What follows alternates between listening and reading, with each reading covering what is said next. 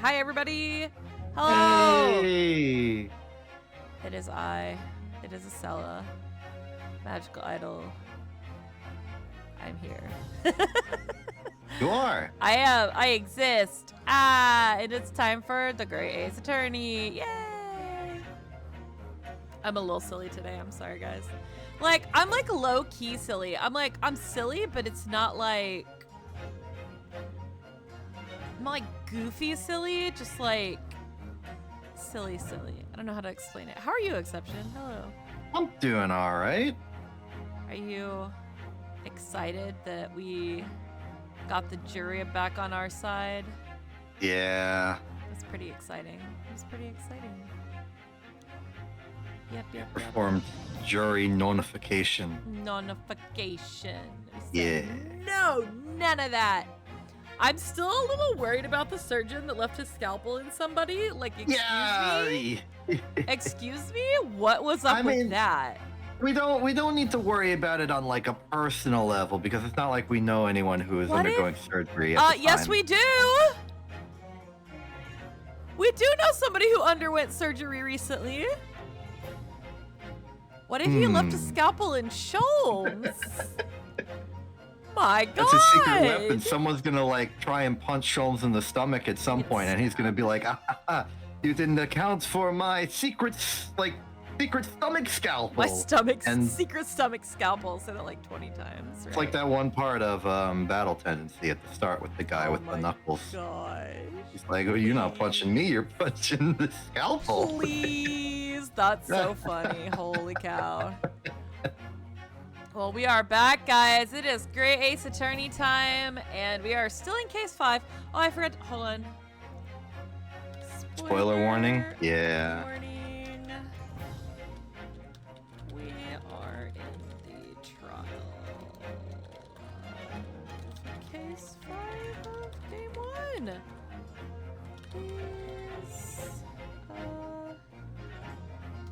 I guess that's fine. Yeah, oops, there's my mouse. Chat. And then a posted message. And hey, a pinned by you has appeared. I know, I'm usually not the one pinning things. It's usually other people trolling me by pinning random stuff in my chat. Oh dang, when you open up the pin in like chat isn't real mode, it like becomes transparent. What? Which is cool. What? In like on Twitch? Yeah. It's like a Twitch overlay type thing. It's cool, but it's gone now because I already looked at the pin, so it's like you don't need to see the pin anymore. You don't need to see that. I didn't know it did that. I did not know it did that. But now I know. Yeah.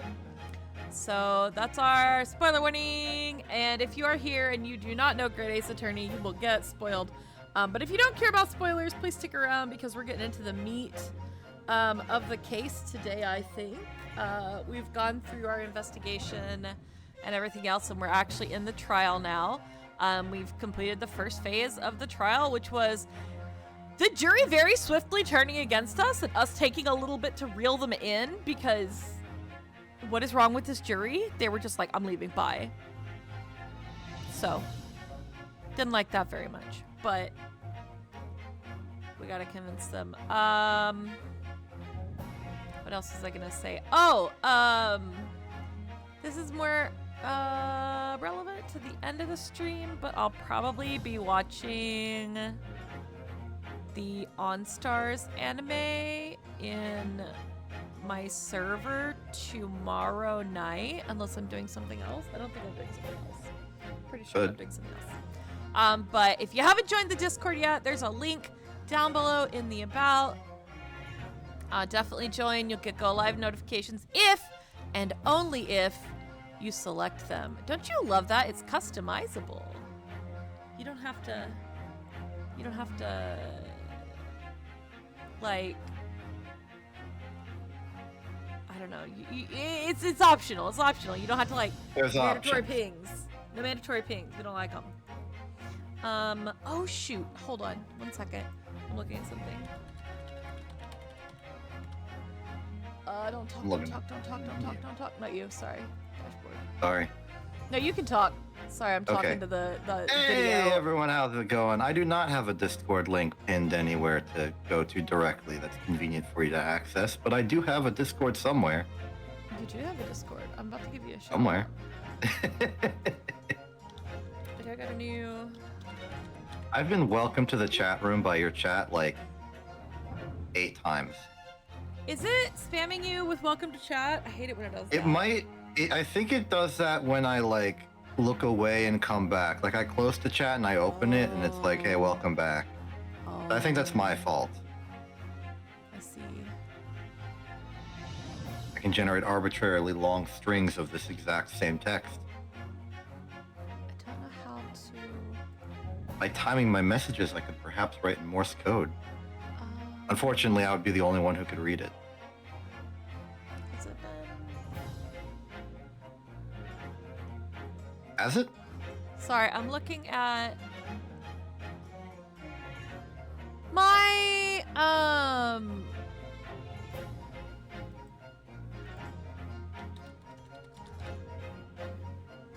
hold on. One of my announces is broken and I'm trying to fix it.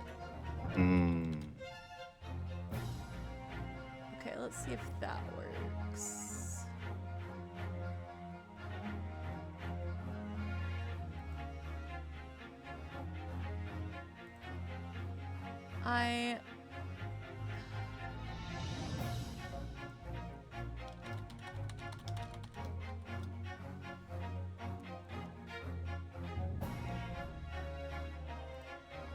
Oh, come on. I really need a better bot. I'm sorry, I'm trying to like get my announces to work and they're not working. Sorry, I didn't mean to do this on stream, guys. Oh my god. I made an announce for you for when we do Great Ace Attorney and it is unfortunately not working. So I'm sorry. I gave you a shout out instead. Darn. I'll get a new bot. I'll just get a new bot. Anybody have bot recommendations? Like, I mean, I got my bot that I use. I just sent me some recommendations. Excuse me. So, anyway, we're back with more Great Ace Attorney. We are in case 5. We're gonna load this. We have just convinced the jury not to be a bunch of jerks.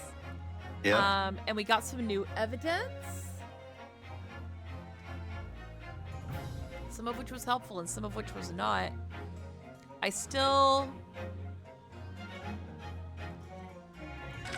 know, let's go look at the evidence again. Oh, it's gonna start up It's gonna start it up. We're jumping right in, guys. It's been 14 minutes, we're jumping in. We're hopping. Oh, look at this man, he's so angry. Ordar. Okay, court record. Just to look at the court record again. We got some additional things. We got a stereoscope, which is quite helpful. And these 2 pictures that we looked at with the stereoscope that had slightly moved items. We got the gun that the brothers had that were on the witness stand. They're probably going to be back on the witness stand. The gun that was Mr. Windibank's. We've got the plan of the pawnbrokery that they keep updating. A photo of Mr. Windibank being a whole dead. The coroner's autopsy report. We've got, oops, not you. We got a newspaper. We got the trial notes from the McGilded case, which I'm sure will come in handy at some point. Probably ought to look at those a little more closely. We could look at them right now. The Hound of the Baskervilles, yes, indeedy. The various pawnbrokery redemption tickets, and the blood samples, which were a real big help last time. The rest of it's not really important, but the blood samples were really important last time. So the court record's quite full this time already. We're not even like, probably not even close to halfway through the trial. So like, I'd imagine we're going to get more from other witnesses possibly. Yeah. Oh, sorry. I'm sitting here with no music. My bad. Sorry. Okay. I'm out of it. Whatever. All right. Let me get my judge voice. I don't remember what voice I used for him, but it's fine. Order, please. Let us resume proceedings. He's welcoming all of you to the stream. Welcome, everyone. Yeah. Yep, they're coming back. Witnesses, you will now retake the stand. He's mad. Retake the stand. We're gonna cross-examine these sweaty men first. Ooh, the Skulkins are not looking happy. They're sweating. Meanwhile, Sulky is looking fine.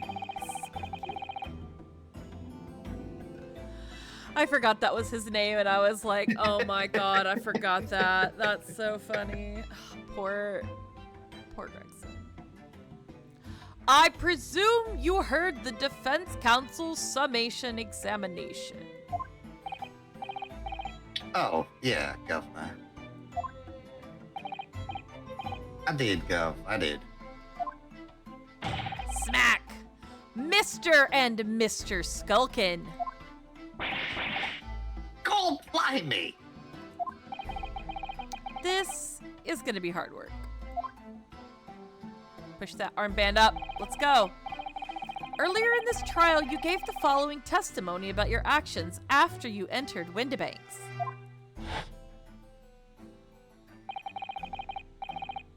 Oh, it was Bedlam soon as, weren't it? It was, Nash, it was. Didn't even have time to pull me Dukes on me, Luxy Locket. Liar. Liar! However, that was a lie. You brothers. Go fly me! We're getting strong here. We're like getting powerful. Let's go. We can slap the desk more often per case now. Right? We've leveled up. On the night in question, you rifled through the items on the victim's counter. We never do none of this, so how'd you figure it out? Oh, you. Get your story straight, boys. Clack. How come the clack, he has like a black sleeve, and then you transition back over and he's in red? Someone explain this to me. I'd have to look at it closely, but I assume he's got like regular... Because like, look at like right under his beard. He's got like a black suit on underneath his big red robe. It looks brown to me. I think that's just because he's next to two pairs of fires.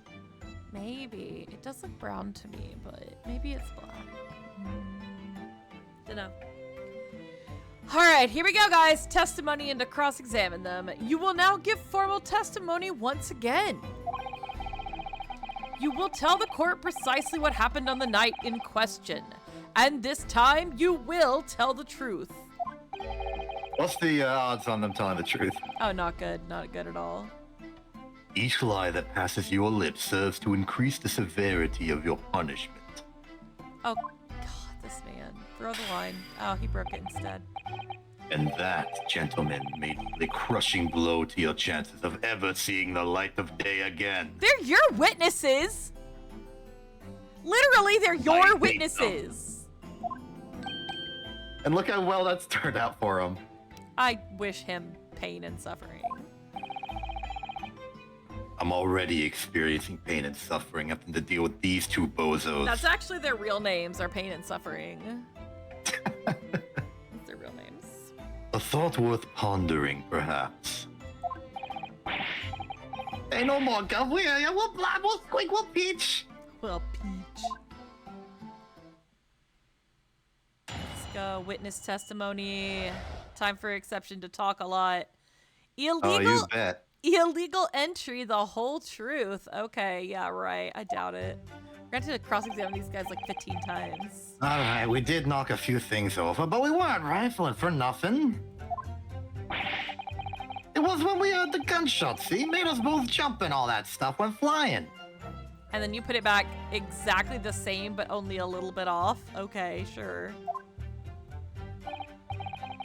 Tommy, it didn't have give me a fright. We was thinking the shoot'd come out the door and get us next. You liar. We stuck everything back where we found it and scuppered straight into him in the black. Couldn't have shot the pawnbroker, see? We never even had a chance, did we? I don't like any of this testimony. Okay. So you admit to the defense's accusation, did they? Okay, good. You did indeed ransack Mr. Windibank's countertop on the night in question. Not ransack, Governor, no. That's right, Nash, that's right. It's more like we tied it up, yeah. Fanzeeks is about to, like, grow a second head.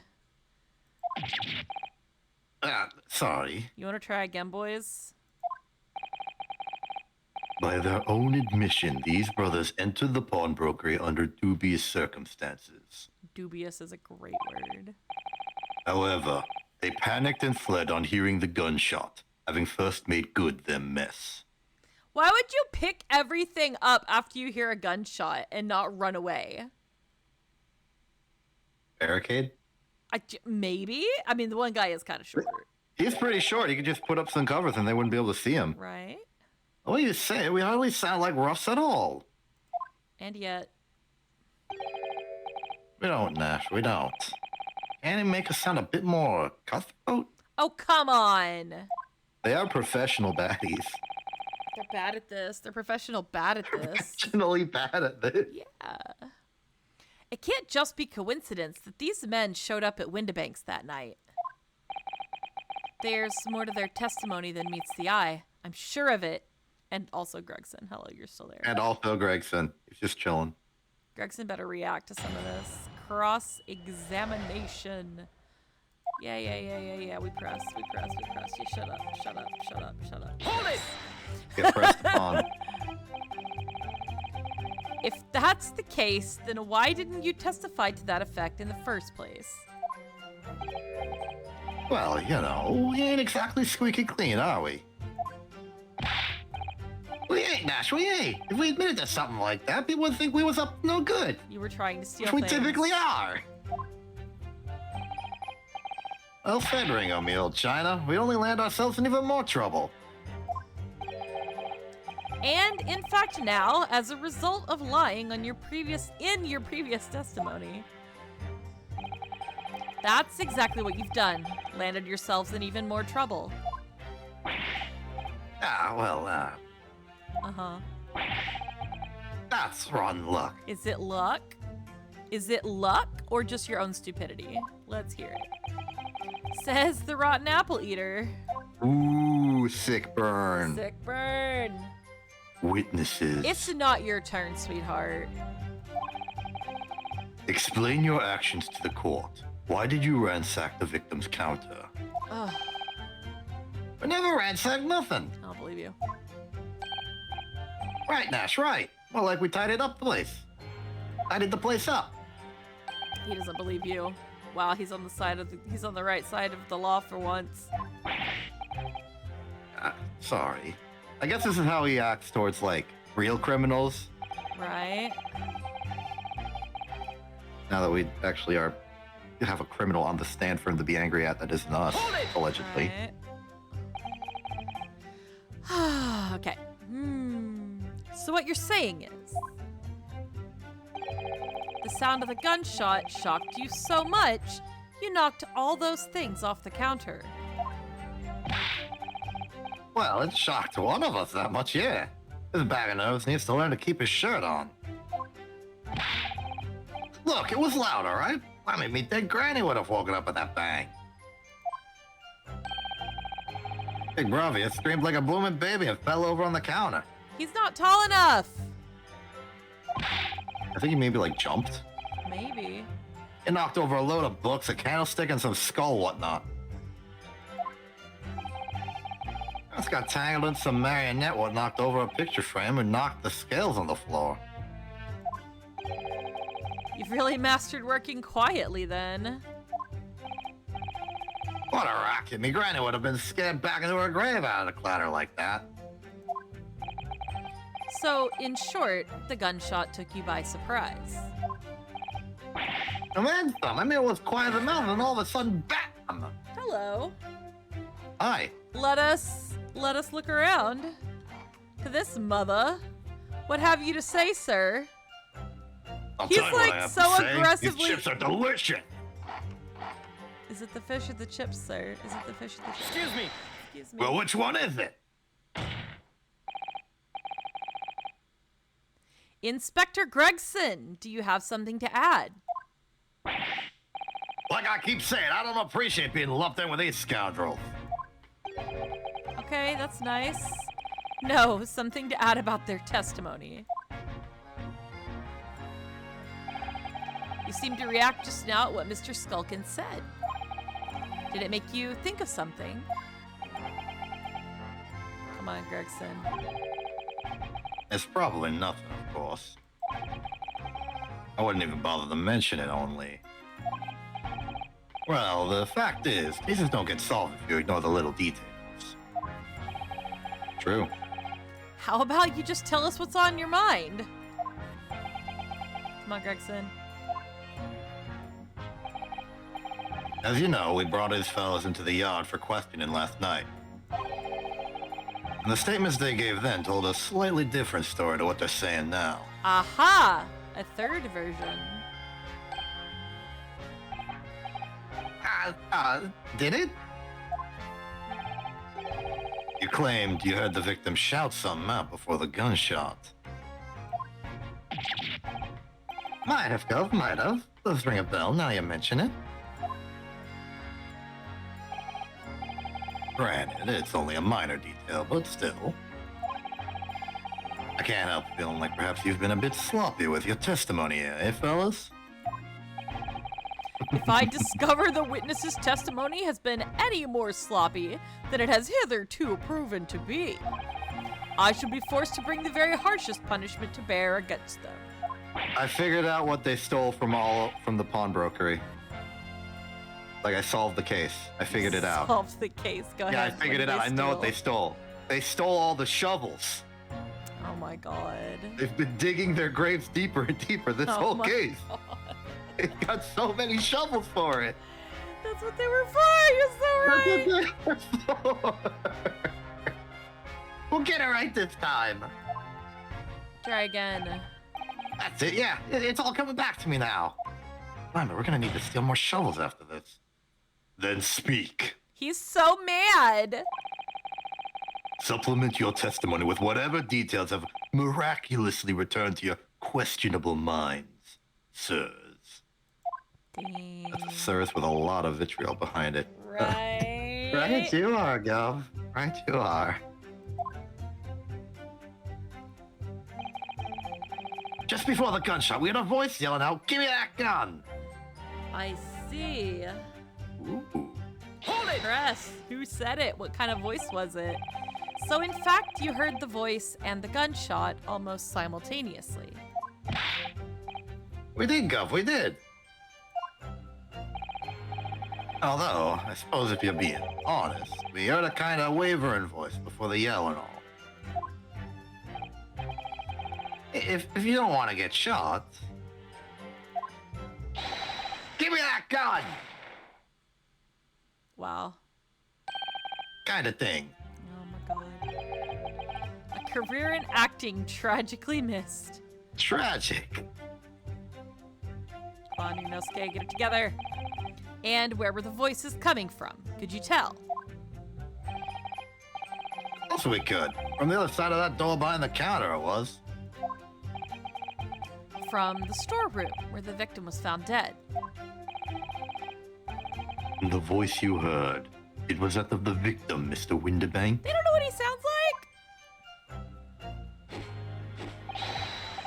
On my granny's life, of course it was.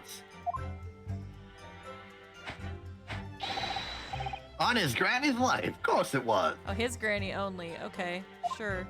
I want to make sure they're talking about the same person. Right? Corroborating their swears. So that would mean that you both knew Mr. Winterbank and the sound of his voice. That's what I'm saying. So that would mean what? Oh, come on, Discord. Come on. I know the victim, kind of, technically, sort of, maybe. They did. Okay, there we go. We're back. Yes, counsel, indeed it would. Speak up, buddy. Nah. We did know the geezer. How am I supposed to deny when that bloke in all the fancy clothes is giving us the evil eye? He's not even looking at you anymore because he can't stand your presence. If you value your lives, you will ensure your testimony is accurate and true. Wow. On me Granite's life it is. On his Granite's life it must be. It's a good job his granny's dead. To summarize then, immediately after hearing the voice of the victim, you then heard the gunshot, causing you to stumble and upset the items on the counter, scattering them over the shop floor. You make it sound like we're clumsy. I mean, you're not. Don't forget we tied it up after the good little boys. Don't forget we tied it up after like good little boys. Anyway, the way I see it.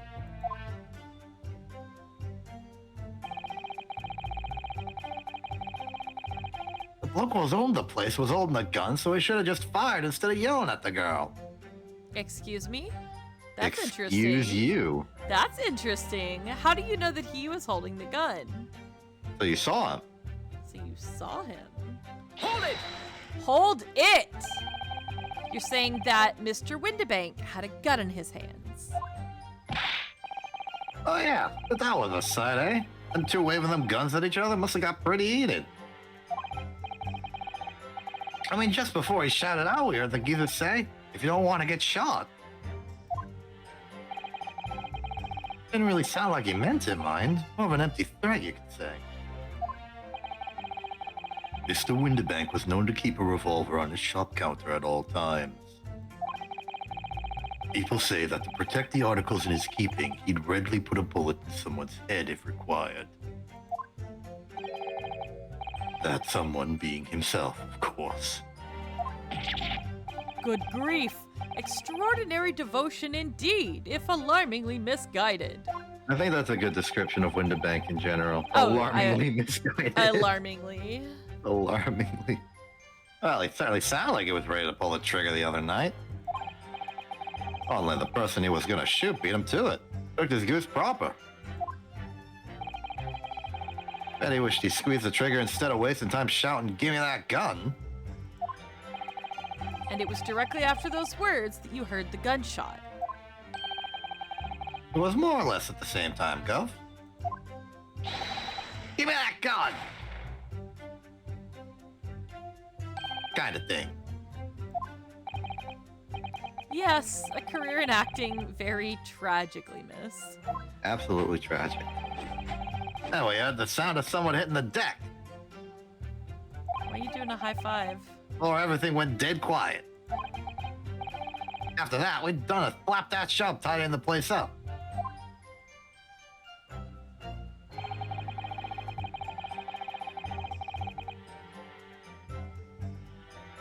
Okay. Hold it! So you didn't try to open the storeroom door then? Not on your life. It went deadly quiet after that, it did. Put the wind right up me. Anyway, the door was locked, weren't it? The way that was opening. How'd you see him with the gun then? Oh, God. Yes, of course, it was locked from the inside, or so we've been led to believe. It was, Gov, it was. From the inside. Right, so we had no way of knowing what was going on in there, did we? Unless there was some other way to get a view of the inside of the storeroom. Isn't there a little window on the door? I don't know. Why'd you put a window on a storeroom? It's a storeroom. I don't know. Not a window, but like a little peephole door thing. Yeah, but again, that's like putting a window on a safe. I don't know. We never thought that Mr. Windibank was smart. Like, True. Alarmingly misguided. alarmingly. Alarmingly. Probably uses it to look at the stuff in the store and is like, Just looking at I it. better check if all of my things are still in Oh there. my gosh, what if that's true? Holy cow. Like through the keyhole or a spy hole, perhaps. Don't ring no bells, don't light no lights. Okay. Yeah, the cut and run before we noticed anything like that. Okay. We're still cutting our teeth in the game, see? But one day. Okay. We'll really cut the mustard. Please cut it out. But as we know, behind that door was the victim's lifeless body, with the accused not 2 feet away. Yes, unfortunately. Gina was in there, unconscious, with the gun in her hand. To confirm, would it be correct to say that neither of you set foot inside the storeroom? That's right, Gub, that's right. Good enough, even if we wanted to. Sure.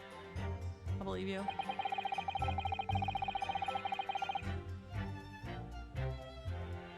Alright. Hold it!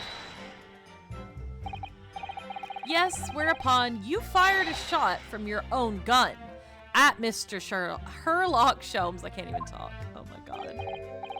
Oh, yeah, we was a bit hasty there. We was, Nash, we was. Truth be told, I was already shaking like a leaf when your lot turned up. If you're shaking like a leaf, don't put a loaded gun in your hand. Forgot Iris was still here. She's Good here. advice, miss. Good advice. Truth be told, my mind went totally blank. I trust you. Before your mind goes totally blank, make sure you don't have a loaded gun in your hand. Mental no maintenance. After that, we legged it down the street, but apparently we looked dodgy to the coppers or something, so they clapped the derbies on us like winking. Oh my god. I Can't believe I successfully sight-read that I sentence. can't either. That was impressive. How did I do that? That was impressive. Oi. And after you'd been handcuffed, the police found this revolver in your possession, correct? Well, yeah. But listen, that proves it, doesn't it? Eh?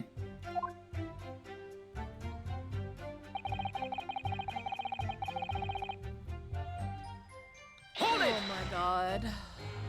These guys. And why should we believe that? Yeah, what? Because it's true, ain't it? The place was totally empty when we went in. At that time, the victim was already in the storeroom, having been forced to open the door by the accused who had a gun to his head. Gina could not have put a gun to that man's head. Ding. In other words, on the night in question, these two witnesses never even laid eyes on the proprietor of the pawnbrokery, Mr. Windibank. Ding. Correct. About to hear some lies. You've got it, mister. Down to a T. I hate them. So the Skulkin brothers never actually encountered Mr. Windibank. Is that really true, I wonder? They said they saw him with the gun, so I'm like, that's it? That's the full extent of their testimony? What is it, Runo? You look very fierce. I can pour you some herbal tea if you're tired. Oh, thank you, but I'm fine. Being such a logical thinker, you'll probably laugh. But I feel as though these brothers are still hiding something. Something important. It is nothing more than a feeling, though. I've no proof to support it. Well, feelings can be very logical at times. Sorry. People's expressions, the movement of their eyes, the words they choose. You can take all that in and your brain will quietly analyze it to come up with a feeling like you described. You've concluded that there's something suspicious about this testimony without knowing why. That's all. I think you should trust your instincts. Iris, thank you. Sometimes I think if she's 10 years old, I must be 5. Oh, we're back to the beginning. We gotta figure stuff out now. Okay. I mean, we did get an entirely new statement. So that's probably a good, like, place to see. Yeah, so...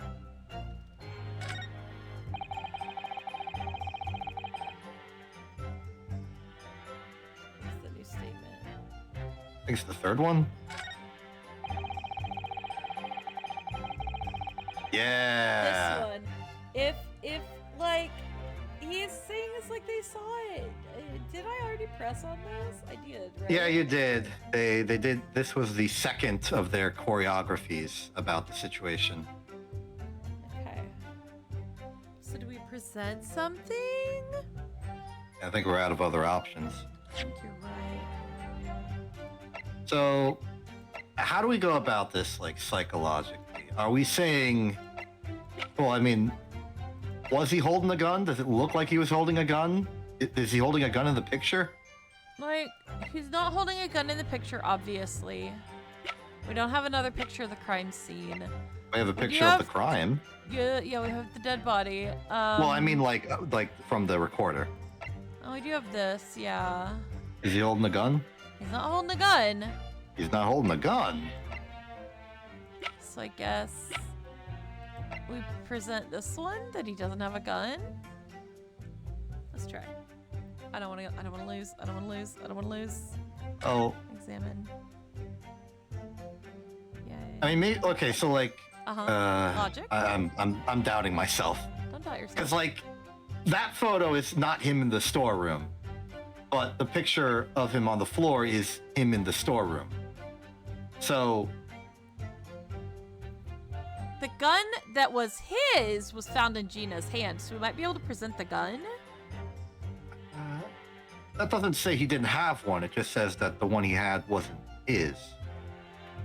I'm thinking. Okay. Bad sign.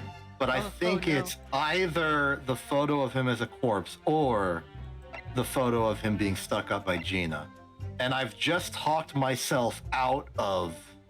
The gun. Actually, I don't know. I don't know might be which either one it should be. Let's try this and see. Objection. Okay, if it doesn't work, we'll do the other one. You're saying that on the night in question, the victim, Mr. Windibank, was wielding a gun. Is that correct? Okay, this might be the right path. Okay. That's it, Gov. You've got the picture. Oh, thank goodness. I was about to give you bad advice and I was scared. She has. No question. And yet the photographic evidence from the time of the incident clearly shows that Mr. Windibank was not in possession of a firearm of any description. Objection. Ooh. Ah, fuck you! Sorry. I hate this man. You surprised me. I hate him! Okay, I'm fine. You surprised me. Does the defense really intend to highlight evidence that compromises the position of the accused even more? No! I intend to make these people tell me the truth. Then we'll figure the rest out. Ah, don't say ah. Furthermore, the defense has failed to... Oh, this is wrong. Has failed to establish that the photographic print presented was taken a suitably short time prior to the victim's death. Your chronology is severely lacking, counsel. Darn it. Yeah, that's right. Too right, Nash. Too right. The old geezer couldn't have been about to turn the tables on the girl, yeah? Hardly likely. No, I'm afraid this won't stand as... Oh, we missed it. What Darn the... it. No. I'm a failure. Ah! Continue with the cross-examination, counsel, and heed my earlier warning, witnesses. Wait a minute. A skulkin's never skulkin'. Did I lose a thing? I didn't lose a thing! Wait, so we were wrong, but we weren't We were penalized. wrong, but we weren't wrong. Okay, cool. Okay, let's try the other one. Wait, I just...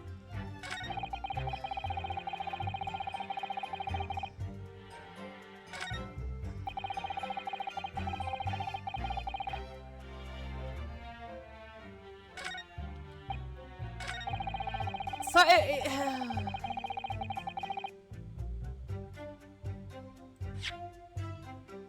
do you think the gun? No, I think it's the other picture. Do you really? This one? Yeah. It's like, yeah.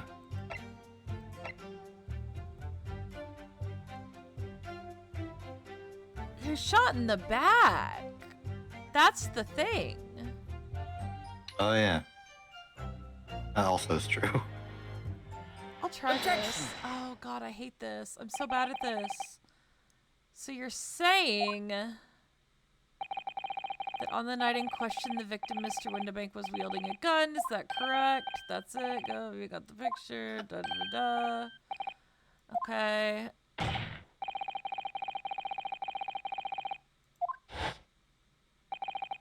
That Oh. Mr. Windibank was not holding a firearm of any description. Oh, we got a music change! Oh! Yes, let's go. Okay. Well, I was initially wrong, but I was initially wrong in the perfect way that it did not actually have repercussions. Right? They were like, you're on the right track. We'll give you this one. It gave us mercy. We'll give you this one. Ay, ay, ay, ay, ay. Hey, you what? Gordon Bennett, this ain't right. Objection! Oh my god. I hate this man. There can be no question that the victim's revolver was used in the incident. Right? He didn't have it in his hands. I would remind the court that Mr. Windibank's gun was found at the scene. This has nothing to do with anything! Not only was it identified as the murder weapon, but it was found in the accused's hand. You know, I don't care if we got this wrong or not. This is worth it for the weird close-ups. Kinda epic close-ups there. Yeah, that Maltana used that Maltula used the victim's own gun to finish him off. Give me that gun. Kind of thing. Hold it! Hold it. Stay exactly where you are, right there. Oh yes, we got it now. We got it now. We got it now. Talk about shooting him in the Ooh. front instead of in the back. Shoot him in the front. If the- Front shooter. Yes, exactly. If the crime had taken place as you've so colorfully described in your testimony, it would give rise to an undeniable and significant inconsistency in the final moments you just acted out. Hmm. Goodness, are you sure, counsel? You intrigue me, my learned friend. But let's see some evidence to support your claim. It's the picture again. Where's the proof that demonstrates this inconsistency in the witness's portrayal of the victim's final moments? It's this. It's literally this. Or the autopsy report. There are no other signs of trauma. It could be either one of these. Because I think the autopsy report states it quite clearly. Shot in back. Shot in the back. Entered the body from the back on a gently rising diagonal trajectory. Okay. Let's do this. Oops, wrong button. Take that! Take that! According to their testimony, the witnesses claim to have heard a shout of "Give me that gun," followed by the gunshot. Indeed, with the two events happening almost simultaneously, or so we've been led to believe. Yes, that's right. Now, if that testimony is true, it would mean that at the moment of death, the victim and his attacker would have been facing each other. Still holding that pose. However, in the autopsy report, it clearly states that the victim died instantly after being shot from behind. Ah. So, As I stated before, there is an undeniable inconsistency in your testimony, Mr. and Mr. Skulkin. The good music. The good Yay. music. Yeah. We did it. We're winning. it. We're winning. Yeah. But it's the God's honest truth.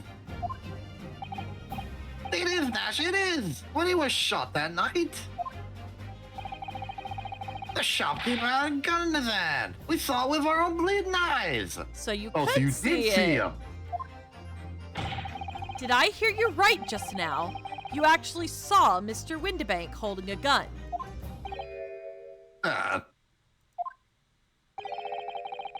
Something like that might have slipped out. Sir, Van Zeeks is having a bad day and I'm all about it. I like how Van Zeeks is not like actively hostile towards us because he's too busy being just like absolutely ruthless to these two. He's so mad at the witnesses that he's just like, okay, fine. He's too busy to be mad at us. Thank goodness. Ladies and gentlemen, you have all just heard the admission by these two witnesses that on the night in question, they actually saw with their own eyes the victim wielding a gun. Which can only mean that despite their testimony to the contrary, the Skulkin brothers must have encountered the victim in person.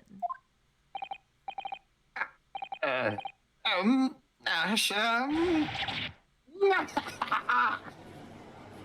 just pointing. We're just pointing. Order! Order! Why does he say it like that? It makes me crazy. I don't know. Witnesses, explain yourselves at once. Well, the thing is, it wasn't supposed to. Uh-huh. Oh, he's so mad. He's so It mad. would seem that my previous warnings fell on deaf ears. He's so mad. He's so mad. I made it quite clear that false witness would be the death of you. You can't just kill people! Watch me. Gosh. Actually, don't. I would like to get away with it.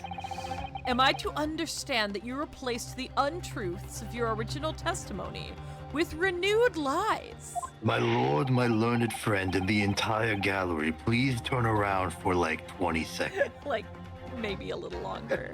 There's two of them. Yeah, I would like to take a drink while I do this. So let's just round it to 30. 30 seconds.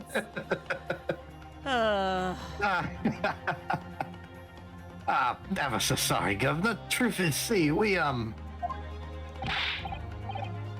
check it out. We black now. You know what he'll do to us. Who? Aha! He! Who are they talking about? They're more scared of somebody than they are of Van Zeeks. That's funny. That's spooky. That's Let a me make little- your position here perfectly clear. You will talk. There is no other option available to you. That's it. It's the trial. Bye. Come on, the game's up. You'll have forgot this. Who? In case it hasn't quite sunk in yet, no matter how hard you try to hide it, the truth will come out. Mm. Dang. On the night in question, okay. On the night in question, it is now apparent that you brothers met face to face with the victim.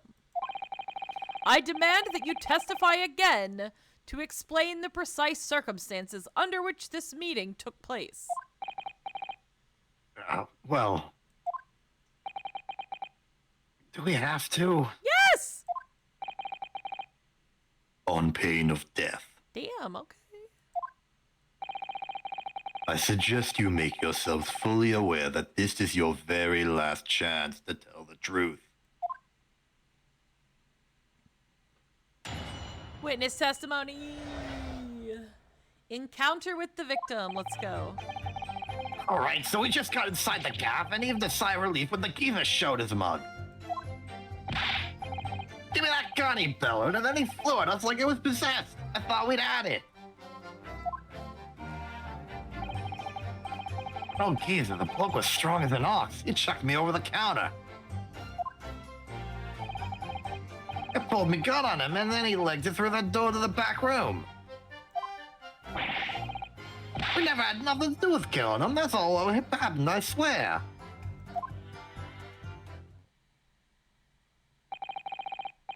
So you're now telling us that moments before the victim was killed in the storeroom, you in fact encountered him in the main part of the shop and had a wrestling match. Well, yeah. Sorry.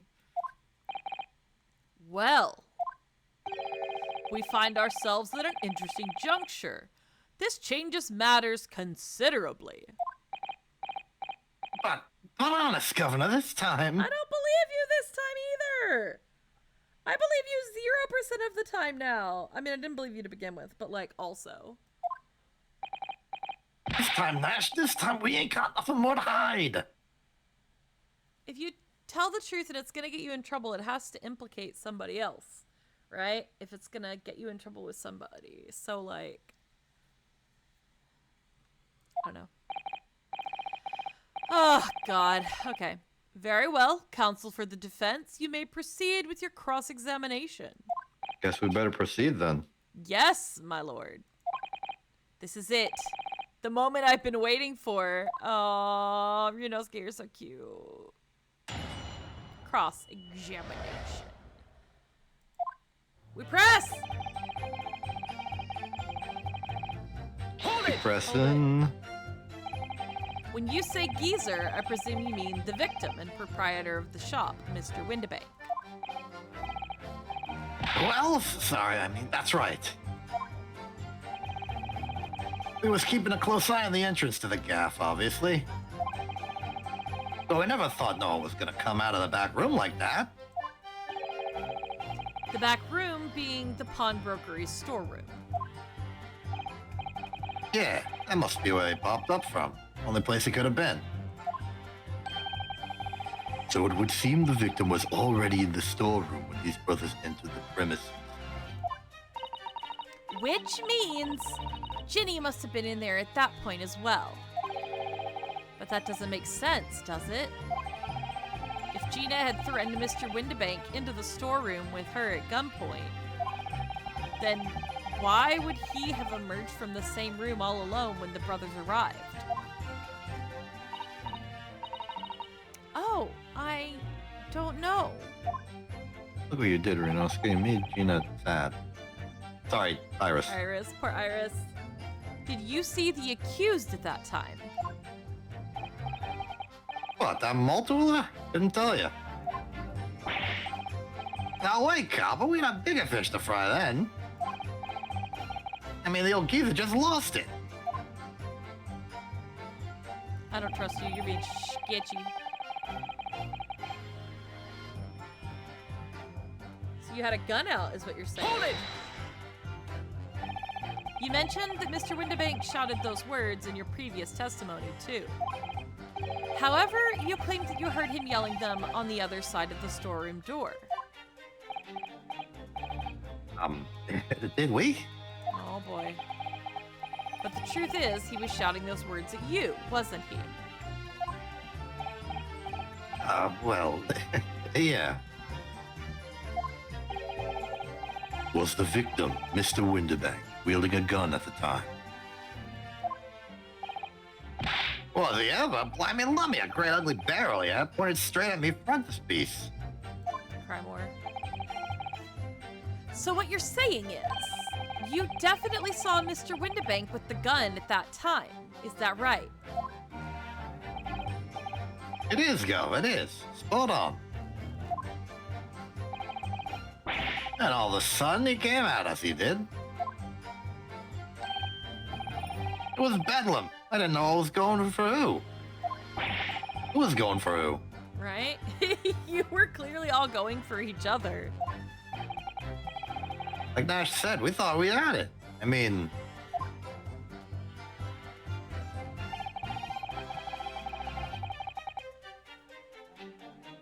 For an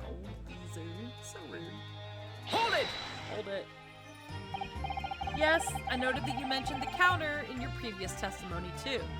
You're making notes? Let's take a note. Well, taking notes. Well, yeah, of course we did. I don't believe these guys. I still don't believe them. You knocked over a load of books, a candlestick, and some skull whatnot. I got tangled in some marionette. What knocked over a picture frame? What knocked them scales on the floor? So, in fact, it wasn't the sound of the gunshot that shocked you and made you knock those things off the counter. Well, big Bravia went flying over the counter like a gunshot, I can tell you. And the old geezer pinned him. You did, Nash, you did. If you'd have been there, the bloke would have flattened me like a bloomin' pancake in seconds. Ad break. Well, Ad break? ad At the time in break. question, we're having an ad break. The time in question, we're having an ad At break. the time in question. Damn. How about that? Hilarious. How about that? What are you gonna do about it? I don't know. I don't know either. We have no educational topics planned for this week. No, we don't. I do have a question, though. Oh, a question. Let's go. What's Yeah. your question? How the heck does the scroll of NZs keep pulling out work? Like, I actually don't know the mechanics of a scroll all that well. I don't know how they scroll. I don't know how they unscroll. I Like, mean, is it just like two like magic wands that they just like roll the paper around to store it compactly? Yeah. You just roll it up. Yeah. Is it? Can you like swap out the paper? Is there like a paper interchange mechanism? Possibly. Maybe the end caps come off. Hmm. But is he taking notes on a scroll? Like, what's wrong with him? Or is that like the police information on the scroll?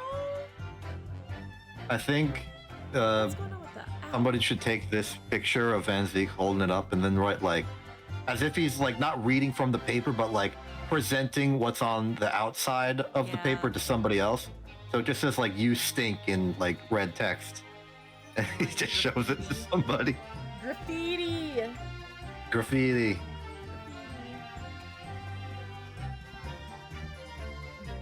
Do you think if like Runosuke or like Iris, I guess, drew like a little slightly insulting doodle of Van Zeek's on the other side of the paper, he wouldn't notice? So he would keep lifting up the paper and everyone else would just sort of chuckle slightly? I believe that is exactly what happened. Yes, in fact, I believe that wholeheartedly. He's a punk. He deserves the mockery. Some healthy mockery of his everything. Of his most of his things.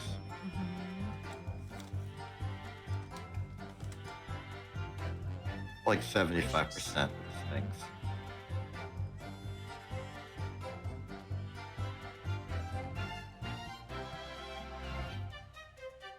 We are just sitting in this ad. We're almost done. Ad is almost over.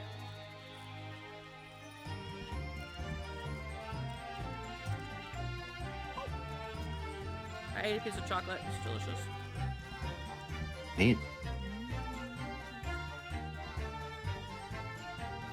5, 4, 3, 2, 1. We're back. We're back. Van Zeeks is holding the paper. Mm-hmm. As he is wont to do. It's better than throwing the wine. Very true. He hasn't actually thrown the wine at all today. I mean, he's Not crushed a few today. glasses. Yeah, he's been very. I think he's been very busy, just staring angrily at the bros. Mm-hmm. I would agree with that. The Burgle Bros. The burgle bro. The Burgle Bros. At the time in question, the alarm was raised at the local police station via a secret cable from the pawnbrokery. There is a button under the counter used to activate it, which was presumably pressed by the victim. I see. That's right. When the brothers fled the scene and back onto the street, they ran straight into the arriving police, didn't they? Poor Mr. Windibank. He did everything he could to protect his shop. okay, Iris. It's okay. It's okay, Iris. It's okay. Justice will come out. Okay. I think it came out already. I don't remember when it released. A few months ago, yeah. I guess so. I'll look it up. Oh my gosh. Alright, let's press.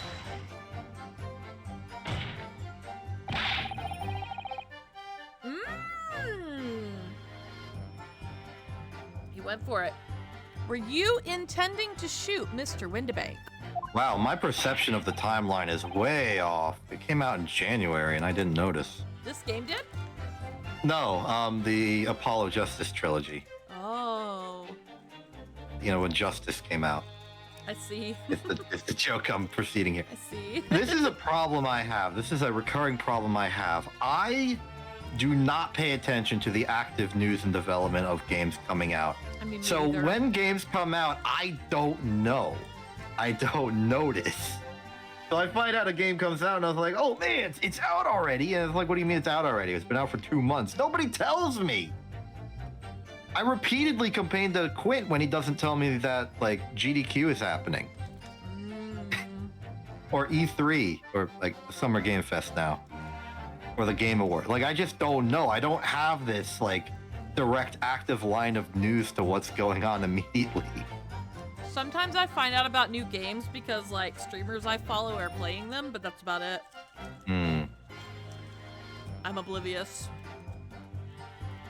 Yeah, me too. But I'm more oblivious to the timeline of things, not so much games. I know games. You tell me about a game, I probably know it. But if you try and ask me when it came out or if it came out yet, I will have no idea.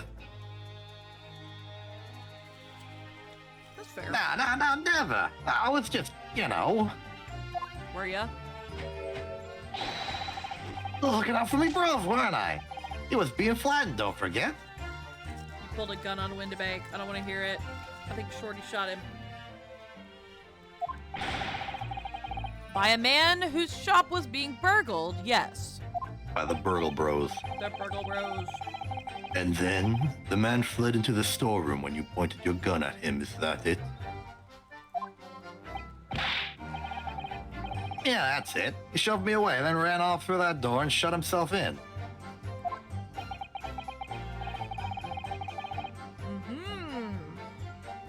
There's something about that last remark. Something that doesn't quite ring true. I wonder why Mr. Windibank ran away into the storeroom. Spooky. What? Well, according to what everyone's saying, he had a gun. Ginny was in there waiting for him with a gun.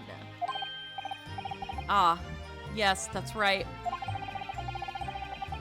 Gina allegedly used Mr. Windibank's gun to threaten him and force him to open the storeroom door. In which case, how did the gun end up in Mr. Windibank's hands again? They shared. I have no idea. But that is strange, isn't it? This little inconsistency could be significant. I should make a mental note of it. Indeed. Look, the point is, me and me bruv here. That's right, Nash, that's right. Me and me bruv here. Uh-huh. What about you?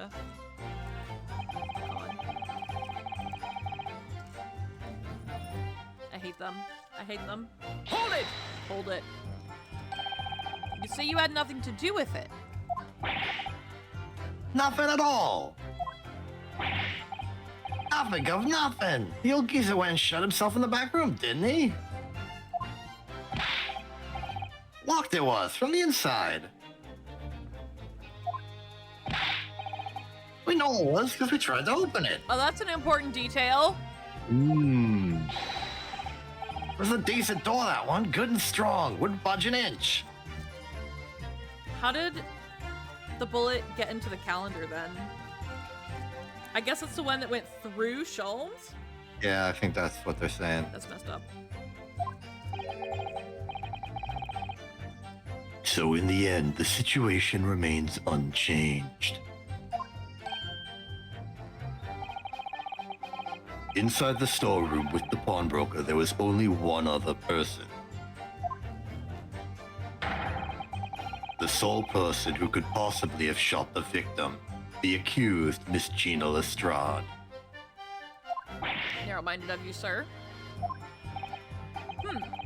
It would indeed appear so. What say you to that, counsel? I don't know. Was there anyone else apart from Gina who could possibly have shot Mr. Windibank? Well, I certainly hope so. I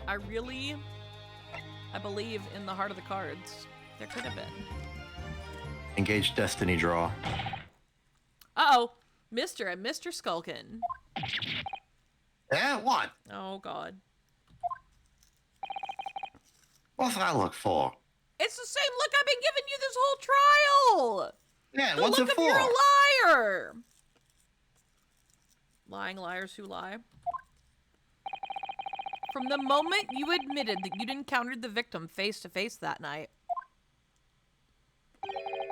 the course of this trial changed completely. Did? It did. What is your point, my learned friend? You know what, Vince? I don't think we're friends. I don't think we're friends. The question we must answer is who could have shot Mr. Windibank?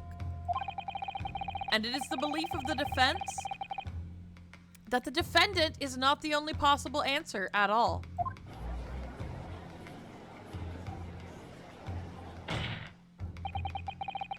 You have my attention. Your angry attention. Okay. In that case, let us return to this plan of the premises. No, I don't want to. But I will. The victim was killed in the storeroom, which was locked from the inside. Those are the facts. So pray, what other possible answer to the question of who shot the man could there be? Counsel, you must now provide answers to the court in respect of two conundrums. Get ready, this is a two-part answer. Oh, God. Two, my lord. Twice as many chances to be right, maybe? That's not how that works, Renosuke. Learn some statistics. Indeed. Namely, from what location did the culprit shoot the victim? And furthermore, where was the victim at the time? Maybe they shot him while he was closing the door. Hmm. Or maybe it was an accident. I don't know. How do you shoot someone Understood, my accidentally? lord. Are you all right, Runo? No. I'm I said not that out entirely loud. sure. Huh? Sorry, I asked how someone shoots someone accidentally, but then I realized that accidental firearm discharge is a real thing and a genuine health and safety risk, and I feel a little silly and embarrassed for myself. Nah, this is a different kind of a gun though. Like, it's not a modern gun, so like really it is a question of like what could have happened to cause it to go off. It's a genuine question, legitimate. I'm not entirely sure, but there's one thing I am sure about, and that's Gina's innocence. Ha ha ha ha ha ha. If I can prove that there's a credible new alternative to what happened, it would change Gina's prospects hugely. So now, time for some clarity.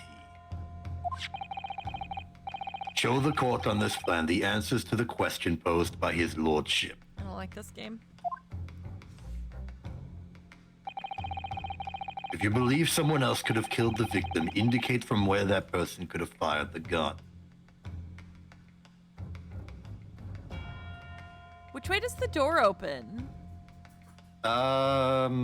Which side are the hinges on? I forget. I'm also not sure we ever knew. I'm not sure we ever knew either. We may need to consult, like, The court record? build, like, zoning laws, Let's see. like house architectural standards. Maybe the picture from the recorder shows the door. If we see some hinges on that, that might There help. we go. That's a good point. Let's examine it. Also, hi, Thega. Oh. It would have to be from behind the counter?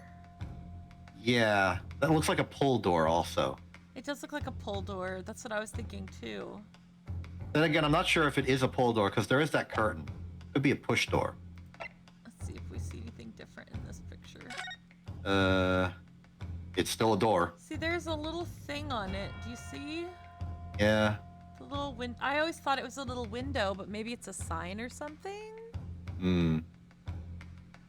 Either way, I think we have the door situation established. It'd have to be from behind the counter then. Behind the counter. Okay. Yeah. Also, hi, Thega. Hi, Thega! Thega's a regular for Armored Core shenanigans with me in and out of stream. Hi, Thega. Welcome. We're very late in this game, so please prepare And it's very late in Thega's time zone. I'm surprised you're still awake. I'm gonna present from right here and hope for the best, guys. Aren't you operating in like European time zones? Isn't it like 2 a.m. for you? Behind the counter, present. Take that! Oh god, I don't want to be wrong. The defense believes that the culprit could have shot the victim from this location here. Oh, Van Zeeks is not impressed. Jesus. Oh god. And in answer to the second question.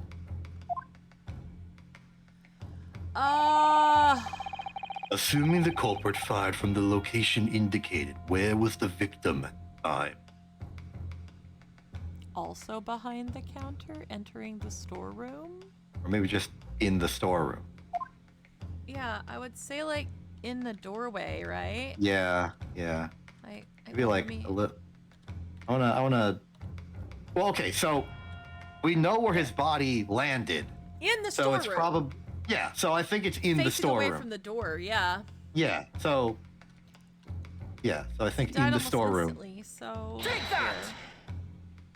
This Well, game let's got see the harder results. and I hate it. I don't hate it, it's fun. The culprit shot the victim from outside the storeroom.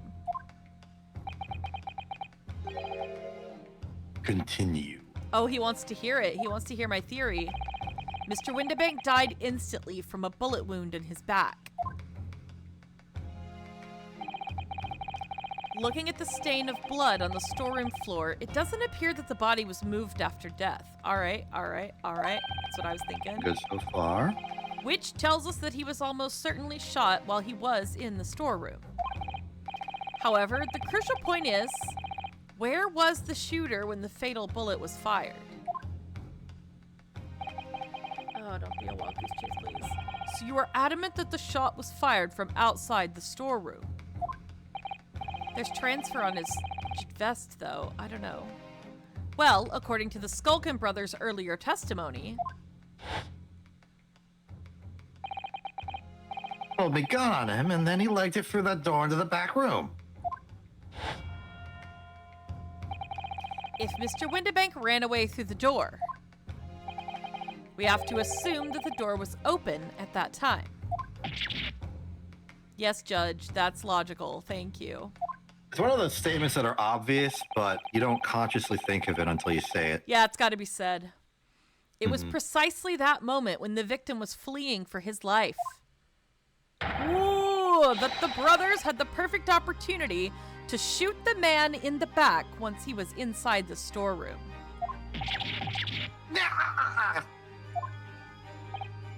Oh, Van Zeeks is mad again. Come to think of it, do you remember what the prosecutor said at the start of the trial? No. With his cape on. Moving on to the findings of Scotland Yard's coroner. His report states that the bullet entered the body on a rising diagonal trajectory. That was in fact in the coroner's report. It means the victim was likely shot by someone significantly shorter in height than himself. Just a little guy. Poor man. Shot while he was running as fast as he could to safety. Ah, of course. He would have been leaning forward as he was running away. So even if the bullet was fired horizontally, it would still have entered his body on an upward trajectory. So the culprit isn't necessarily someone shorter than Mr. Windibank. Objection! Objection yourself. I'm sure my learned friend can't have forgotten Oh, we forget. We forget willfully just to piss you off. that the storeroom door was found closed and locked from the inside. Which means Gina closed it and locked it.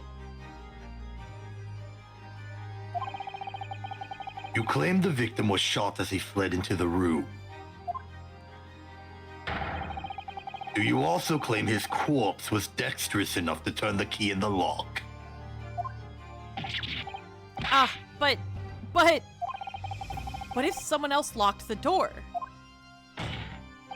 Yes, there is someone else who could have locked the storeroom door. Is that so, Nanoka? Very well then, counsel. Present your hypothesis to the court. Now that you're a Toho fan, I can start making Toho jokes. You at can, random. in fact. Make Toho jokes. I can do that now. You can do The that. new power I have. In the scenario just described, the defense's assertion is that the victim was shot from outside the storeroom. In which case, who shut and locked the storeroom door from the inside? That is Gina. Absolutely Gina. Present. Not even. There she is. Not even playing. Take that! Ban. Easy. Slappy. Obviously, the person who locked the door was the only other person inside the storeroom at the time. Which would also explain why she has the gun, because she's scared she's about to get shot. The defendant, Miss Gina Lestrade. Objection! Objection yourself! That's absurd. No, you're absurd. You're suggesting that the accused deliberately engineered the sealed room? Engineered the sealed room. She was trying to protect herself. She was trying to turn it into a submarine. For what possible reason? Such actions would only serve to tighten the noose around her neck. See, this is the problem that Venzix is having right now. He can only see the accused as the villain and cannot possibly, conceive of the fact that she isn't the villain and is in fact trying to survive the real villain being evil. This is why he's just completely blind to it. He's just a jerk. I am inclined to agree, I must say. Well, counsel? Come on, Rinosuke. No. Yes, that's a tricky one. That isn't it. No, it's not! Half-baked notions have no place in my courtroom, counsel. Remember that, please. Half-baked notion. None. But of course Ginny would have locked the door. It almost goes without saying, doesn't it? That's what I'm saying. It does. Well, if I was Ginny in that situation, I know I would have locked the door as quickly as I could. I mean, those two burglars had just fired a gun in her direction, hadn't they? Thanks, Iris. Oh, yes, obviously. Before the two brothers arrived, Miss Lestrade and Mr. Windibank were in the storeroom together. Now, I don't know what went on between them at that time, but at some point, Mr. Windibank must have heard the intruders breaking into his shop and left the storeroom. Intruders, eh? That's us, bro. If your theory is correct, that would leave the accused alone in the storeroom. Yes, it would. Then, probably only moments later, the victim fled back through the storeroom door, hoping to escape danger. Dang. Hit in the back by the bullet, Mr. Windibank fell to the floor where he was, just inside the storeroom. And what we have to ask ourselves now is, what would the defendant have done in that moment? I see where you're going with this. Do you? Outside the storeroom was a terrifying killer who had just murdered Mr. Windibank. As soon as that thought struck Miss Lestrade, she slammed the door shut and locked it. In order to save her own life. Hold it! But I mean, we ain't the ones who done it. We ain't, Guff, we ain't. You've got to believe us. I mean, come on, we'd never shoot no one. You had a gun! You've already shot somebody. That's blatantly untrue. I know for a fact that you would. Because before my own eyes, you shot Mr. Herlock Sholmes. I shot him up real quick. It did. We need to see their gun and how many bullets it has in it. There is only one logical conclusion here. Mr. and Mr. Skulkin, you brothers had every opportunity to have been the true perpetrators of Mr. Windibank's murder.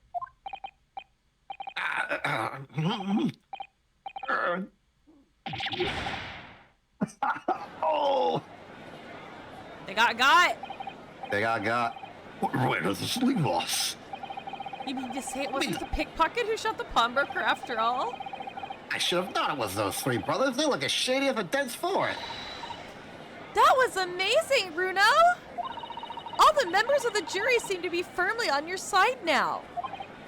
I know, first time ever, and probably the last. Well, I think you've done it. Surely they'll have to give a verdict if not. Oh, Jesus. Oh, God. This man. An admirable effort, my learned friend. We are not friends! What's this now? He's laughing? You find the situation amusing, Lord Van Zieks. I myself find the defense's argument most persuasive. He's gonna Well, pour of this course just so he I can find throw it amusing when my learned friend says a joke. Oh my God, I hate That's this what game. friends are for. Oh my God, please. I dare say. Such chicanery is the bread and butter of the street performers in your provincial eastern nation. Ouch. He's back to the racism. He's back to the racism. Now that the brothers have told the truth, he's all right. He's like, all right, done with that. Now I can go back to being racist. Back to priority number one. Priority number one, racism. But such blatantly malicious conjuring tricks amount to nothing more than inexcusable pedophagy here. What? I'm also what? The hypothesis you put forward so ostensibly credibly cannot and will not stand. Because, you see, it contains a fatal flaw. It's gonna be the gun is only missing one bullet. I'm calling it right now. A fatal flaw? Do you mean to tell me that you're unaware of your logic's failing? Oh. I say, Lord Van Zieks. Well, which thing, Thega? Might be an idea to explain this ballot conjuring trick or whatever it is to the troops on the ground, hmm? The fatal flaw in my learned friend's argument is really very simple to understand. There he goes. There he goes. Assuming you're not too dim-witted to count bullets. I knew that's what it would be because Windibank's gun is missing its bullet and the other gun is only missing one bullet. That's what's going on. We just gotta figure out where the gun was. By George, count bullets? Oh dear. He noticed then. Huh? What's everyone talking about? Why he do racism? Because he's a jerk. He's a jerk, Thega. Don't be like Van Zieks. He's a bad man. Yes, sir. Don't jump when he says something to you. Tell the court how many bullets were found at the scene of the crime. 2. 2 bullets. Correct. The first, that which hit the victim in the back, ending his life. And the second, that which struck the detective, Mr. Herlock Sholmes, on his arrival to the scene. Why did you put that in quotation, sir? Because he's not part of the, police force. Indeed. The defense presented a picture showing the damage caused by the second bullet earlier in the proceedings. The bullet which injured Mr. Sholmes appears to have passed through his body to strike the calendar. But didn't he have surgery to remove a bullet? Am I crazy? He had surgery for being shot. Maybe they just like surgery for being shot. Yeah. put his like organs back together. See, this going in that. Okay, I'll let them go. I'll let them follow. We'll keep walking. We'll keep walking. Why is it green? Because we shot it. Yeah, we put chemicals on it to help differentiate blood types. It was part of the investigation process. Yes, indeed. Don't worry. Sholmes is not some sort of like weird genetic freak and not normal. Sholmes is an alien, actually. He might be an alien. He's an alien. Your lordship's understanding is correct. Furthermore, we know there are 2 firearms involved in the incident. I hate this man. The revolver belonging to the victim, Mr. Winterbank, and the Skulkin brothers' revolver. The evidence shows that a single bullet was fired from each gun. Yes, indeed it does. A single bullet from each. Now then, my learned friend. We're not friends. I'm gonna keep saying it, we're not friends. You yourself told the court only moments ago that these 2 brothers shot Mr. Herlock Sholmes right before your eyes. They're sweating though. I don't. Yes, I did. Oh my goodness, I think you'll find That if the single bullet that was fired from the brother's gun hit Mr. Sholmes, it means... Winterbank not shot by same gun. Stop. Only 1 bullet. Stop. Thank you, Thega. Exactly. Thank you. Here. I'm trying to win all the Oscars I can. I'm trying to catch up to Exception's greatness. Yes, this Nipponese street performer presented an ostensibly credible argument. However, Call him a street performer? What is wrong with you? it was never anything more than a diversionary trick with no hope of standing up to scrutiny. Give me some more witnesses. Ugh. Dots. Ooh, arg. Oh, we've gotten indeed. screwed over. Schmack, schmack, schmack. Ordar! Oh, come the frick on. Pray, forgive the discourtesy of flinging the dregs of this hallowed nectar into the public gallery. He probably has concussed somebody doing that. Most likely. Lord Van Zeeks! But this court needs to open its eyes. No, it doesn't. Go away. The accused, Miss Gina Lestrade, is no ordinary little girl. Despite her young years, she can, regrettably, no longer be described as a juvenile. No, the person in the dock is far from a law-abiding citizen. She has a past riddled with criminal conduct. And? We knew this. The truth is, the accused broke into the pawnbroker on the night in question with loathsome intent. I hate you. As we can see beyond doubt in this print which depicts her threatening the victim with the murder weapon.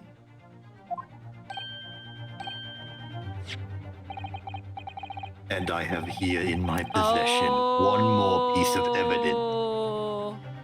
The prosecution wishes to present. Oh, that disc, yeah. I'll be taking that whatever it is to McGilded's down to the yard, thank you very much. No, don't! Don't give it to him. It's mine, that is. Mine. I'm sorry, miss. You're not sorry. But anything belonging to McGilded has to be taken in as evidence now. Darn. Yes, that music box disc. McGilded's music box disc. The very day before the hateful murder of Mr. Winterbank, the accused attempted to make off with this article, which clearly doesn't belong to her. And with none of the subtlety of a pickpocket, I might add, but by brute force and brazen impudence. Oh, are they gonna bring that dude to the stand? Oh, please. Please, Van Zeeks, please. You want us to Please bring Eggs the Benedict JoJo's to the character to the stand? stand. You want to bring Please. the JoJo's character to the stand? Bring the JoJo's character to the stand, Van Zeeks. I will destroy you. Good gracious. Make no mistake, any sympathy for the accused on account of her years is misguided and dangerous. Is it? Probably. There are no depths to which this girl would not stoop if pushed, no crime she would not commit. The court forgets that fact at its peril.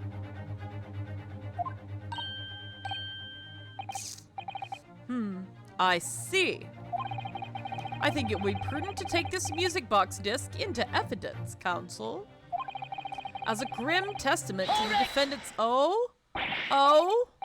Lord Van Zeeks, Gregson? Gregson? Inspector Gregson. What? Yes, Inspector. Van Zeeks, you have to respect this man. He's like the only person in here that you have to respect. We had a meeting yesterday at the yard with the prosecution service, and, I think it was agreed that that disc would be used as evidence.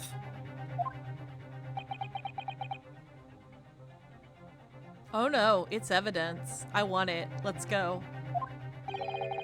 What's this all about? Why is the inspector acting strangely? That's the first time he said anything to Van Zeeks at all. Trouble in paradise. I am unaware of any such meeting. But those were the instructions right from the top. The government bigwigs were insistent. They are trying to cover up the McGilded thing so hard.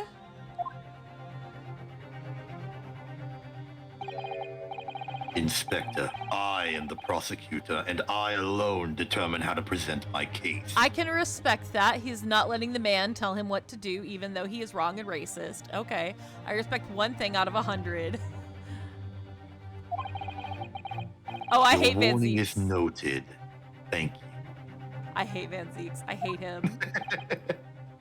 Thega, you're onto something here. Gregson, shock of shocks. The prosecution wishes to proceed with submitting this disc as evidence, my lord. What song does it play? I still want to know. Indeed. Bailiff. The Ridge Sandstorm. Disc has been entered into the court record. It's my hit new single. Oh my god, it's Van Zeek's first single. Listen to my mixtape. The Van Zeek's mixtape. The prosecution has established the accused's motive, opportunity, and baseness of character. I don't. Mm-mm. There is nothing more to add. Are you gonna rest your case, Van Zeeks? Oh, he is! Ladies and gentlemen of the jury, I await your informed decisions. He does. And rest my case. He does rest! Ah, you dude. And listen to these sick beats while you make your decisions. I don't believe it.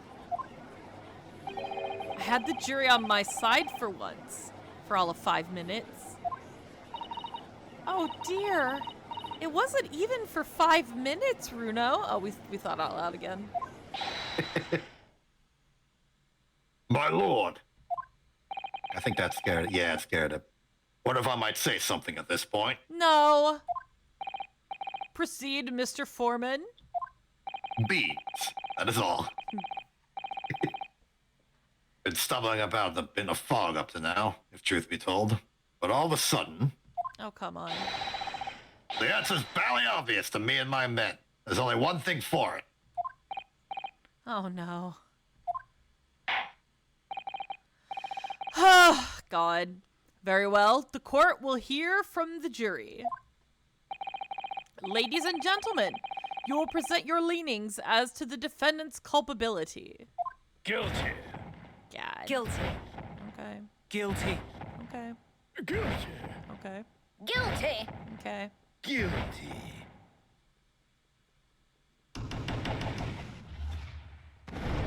Yeah. Again, another summation examination is coming. Well, this stinks. This is the same thing again. We have a consensus among the jury, it seems. When you have eliminated the impossible, whatever remains must be the truth. Okay, Sherlock.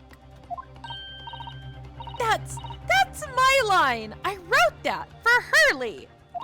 Ugh! How dare he use it against us? Don't worry, Iris. I don't think we're finished yet.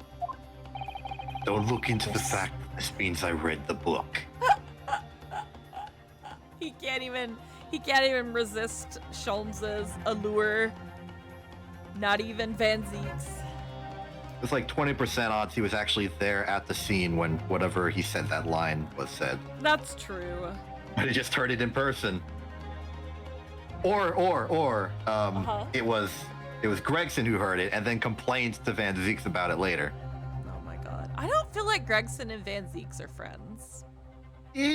True. They're co-workers and they get along in the sense that they're not like actively hostile towards each other, but there's definitely some friction going on here. Agreed. There's still more to this case than we realize. There must be, because there's one thing that I'm absolutely certain of. Gina didn't shoot Mr. Windibank. That's beyond any doubt. Very well. We will proceed with the second summation examination of the day. Oh, he just gave it to us. Mr. Foreman, are you and the other jurors ready? Garden Squadron is primed and ready for action, sir. Very good. So, ladies and gentlemen of the jury, you will each explain on what grounds you have now determined the defendant to be guilty. Can't believe they dragged Garrett up out of retirement to do one more war. And he's being a butt in this one. The An jurors, imperial butt. He is pissing me off is what he's doing. What's a rogue? Always a rogue, I say. Different breed to us law-abiding citizens. Thank you for the follow, Thing Guy. Appreciate you. Thank you.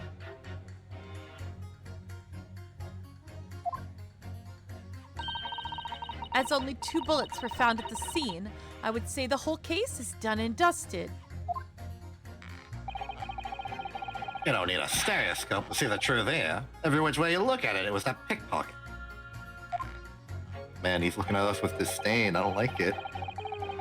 I never imagined that a simple operation would cause me such grief. Okay. The accused attempted a theft on the previous day. I can see him in for a busy day ahead. I am ballistics expert. I have seen many shootings. There is nothing I do not know about guns. These statements mean nothing. None of this means a thing. Says the judge. It would seem there is little remaining room for... Did you just listen to the same thing I listened to, Judge? I have to admit, I was rather bowled over by the argument put forward by the chap in black. But when that fell apart like a house of cards, I saw that I'd jolly well been hoodwinked. Well, no more. Okay, gear it up. That's nice. Ugh, the whole courtroom is turning against me. It's not fair. It isn't. Iris? That prosecutor's being mean! Thank you, Iris. He has a big meanie head, is what he is. He is. Just because Ginny's done some things she shouldn't have done in the past, that doesn't make her a murderer. Go ahead, pour your wine. Do it. Do it. Do it. Go ahead.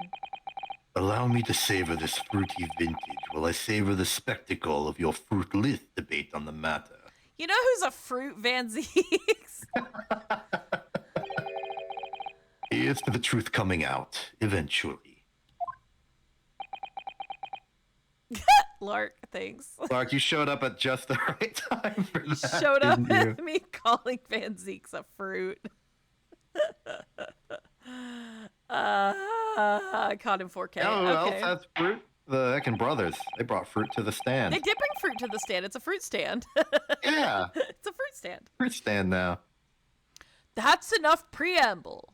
Council, proceed with the summation examination. Let's go. Slap your face. If Renuske brought a fruit, what fruit would he bring? A banana. Hmm. No. No, hold on. Lychee. Mmm. Because I like lychee a lot, and I like Renuske a lot.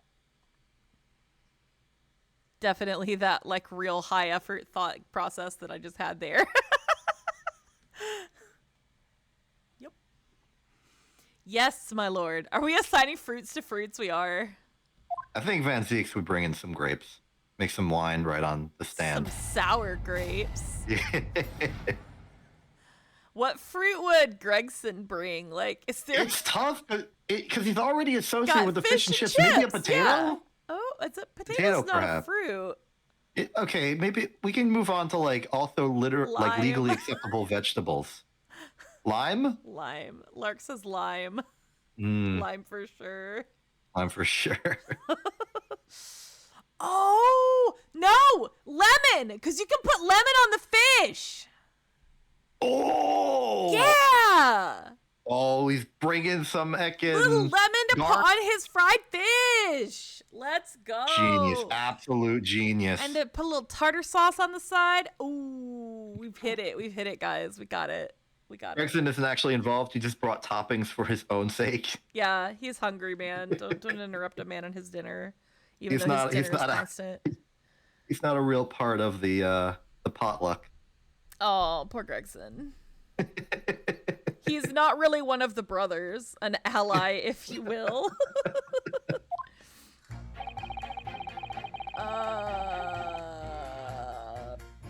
Press. Yeah, we're pressing everybody today. Just because Miss Lestrade has a history of pickpocketing, she must be guilty of murder. Is that what you're saying? Ah, well, You're not you when you're hungry. Gregson's the most Gregson he ever is because he's always eating. Yeah, he's never not Gregson. Are all burn Yunosuke? Are all members of the British Army so quick to judge? The tactical counter racism. Damn. I beg your pardon. Don't beg my pardon. You're the one that needs pardon. And beg. Are you mocking Her Majesty's Armed Forces? The greatest military organization in the world. He said that like Eggman. He did. No, I'm simply illustrating my point. Oh, ding. Making assumptions about people because they're a soldier or a pickpocket is wrong and dangerous. Ooh, he used the tactical metaphorical racism. He did. Hell yes, might have a point there, I suppose. Look, my thing worked. What? It didn't. Oh, it I didn't got a totally real work. thing. I mean, I see it. It didn't. The didn't work, but it's worked for Oh. other people. But I'll make it work later. I'll figure it out. Oh, there's only one / in the link. There is only one / in the link. Hold on. We interrupt the summation examination We're a bug fix. to go fix my announce. But it worked! It worked. It finally worked. I'm need it. real. I need to...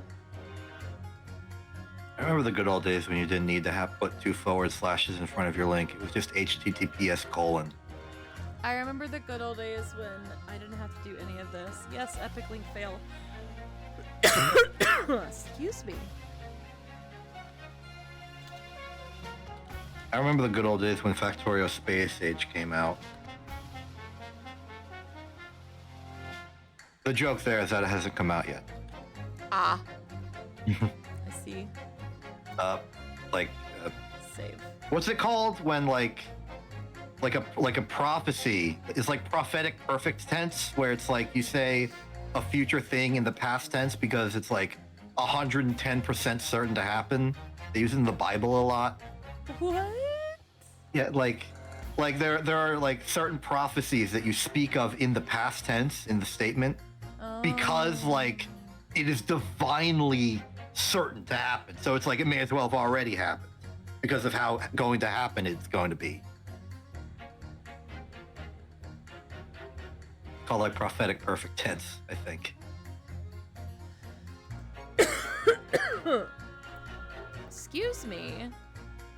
I am dying. Hold on a minute, guys. I am like, there's something irritating my throat. I'm so sorry. Yep, I found the Wikipedia article. The we found prophetic perfect tense is a literary technique commonly used in religious texts, which describes future events that are so certain to happen that they are referred to in the past tense as if they had already happened.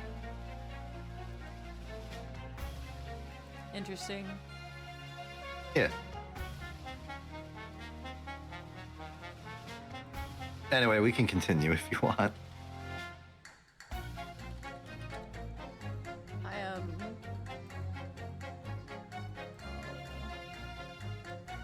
I'm choking. Hold on, give me a minute. My throat is like doing something weird.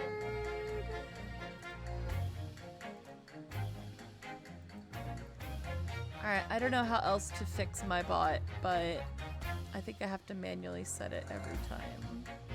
We can fix it in between. Well, now it should be right next time it does things. Cool.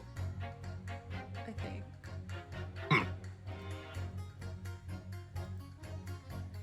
I think I said this line. Yeah, I think you did, yes. I'm Yeah, me sorry. too. I also think I did. Well, let's not forget the girl had already shown she had it in her from before.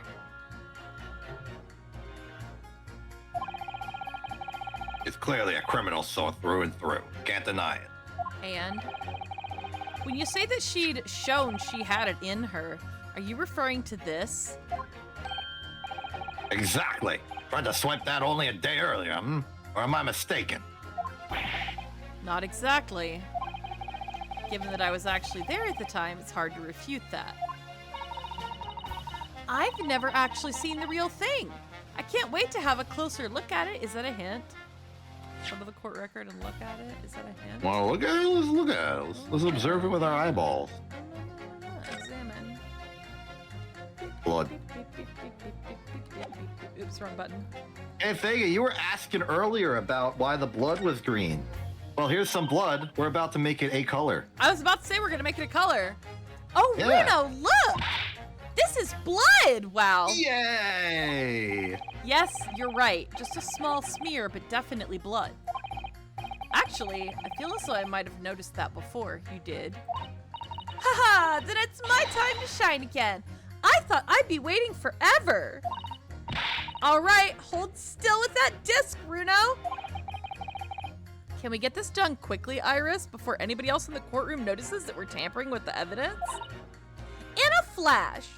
This thinks that somebody threw another smoke grenade in here. Whoosh.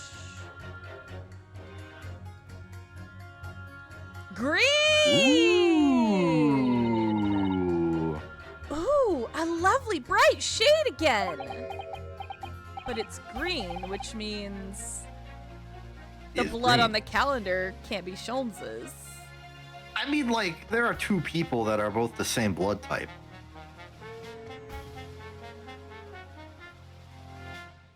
Wait, that color. What is it? It's just that green. It kind of looks like a face, it does. It's not the first time we've seen that color, is it? The blood samples portfolio has been updated. Yay! I mean, at least in the case of the disc, it's obvious whose blood that is, because we were there for that. It was the We can pull JoJo. this off. For McGilded. No, that's tampering with the evidence. We can't pull it off. Yeah, we can. Oh, wait, that's illegal. It's not illegal if you're doing it in the name of justice. It's justice. Trust me. Source, trust me, bro. Well, I guess I'll trust in justice. Source, trust me, bro. That's the man you defended in court a couple of months ago, isn't it, Runo? Yes, or rather mistakenly defended. I wonder what Oops, its I name is defended you. doing on the back of this disc. That's a question I'd love to know the answer to myself. Wow, that's all we got. That's all we got, friends. We got the blood, and we got nothing else. Okay, cool. Well, We have back looked at to it. the Back to the back courtroom. to the summary. So, mate, Yes, of course. these laws. Hi, Sholmes. I miss you. Mr. Sholmes did use his caramel bars to make a copy of the disc, didn't he? And then ordered every type of music box he could find from across Europe. I forgot he did that. Yeah, I did not forget he did that. We still don't know what tune it plays, though, do we? But I'd love to see how the original compares to Hurley's copy. McGilded's disc. Could it be a clue somehow? Perhaps we should examine it in more detail. We just did! Yeah, too late. We already did that. Okay, impress, whatever. I have to talk to myself again. It's the number of bullets that has you convinced. Only 2 bullets were fired, and the 2 guns that fired them have been examined by the police. When the parlor maid asks me how many are invited for dinner, I always tell her to count the table settings. Well, that's logical, I suppose. Although, yes, sometimes after dining, crockery does go missing. 1 or 2 guests rather like the fine china. Does your employer dine with thieves?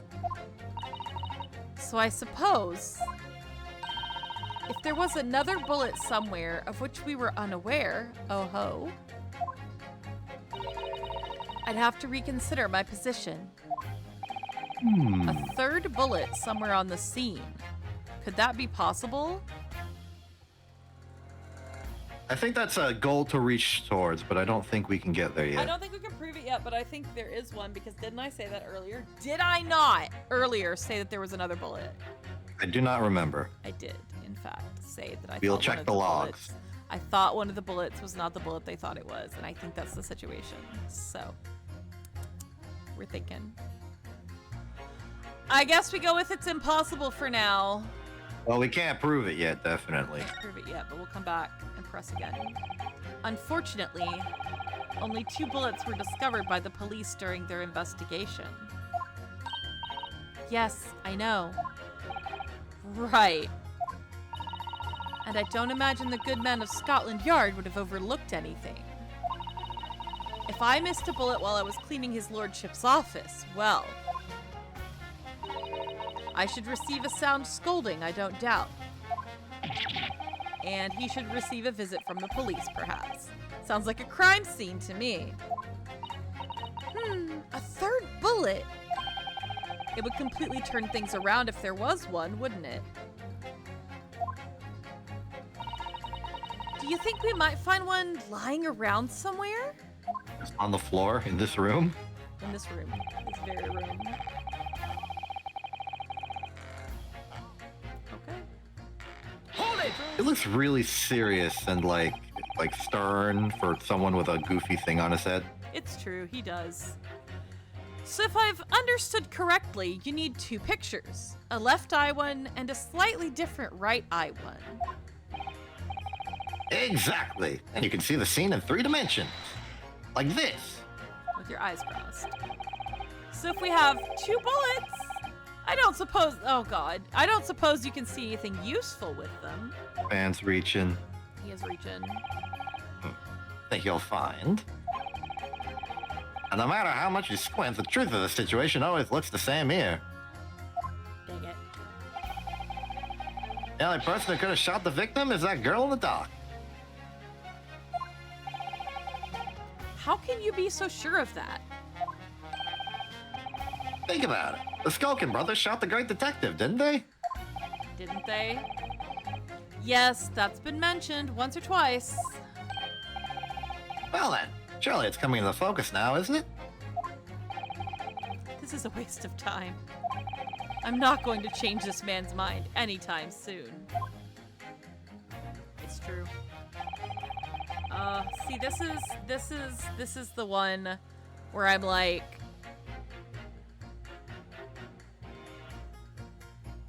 Hold it! you might get some out of this one. Would you please stop muttering about things that have nothing to do with this trial, sir? The defendant's life is on the line here. Well, the thing is, I couldn't really say that it is nothing to do with this trial, to be honest. Huh? I knew he was the one that operated on Schultz. Oh, no. I absolutely.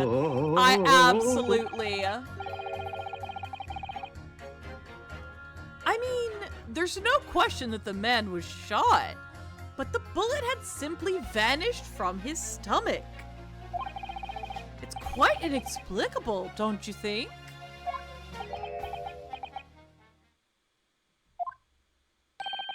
I almost don't want to ask, but this surgery you've been muttering about all this time, you were operating on... What was the fellow's name now? Herlich? No, Herlock?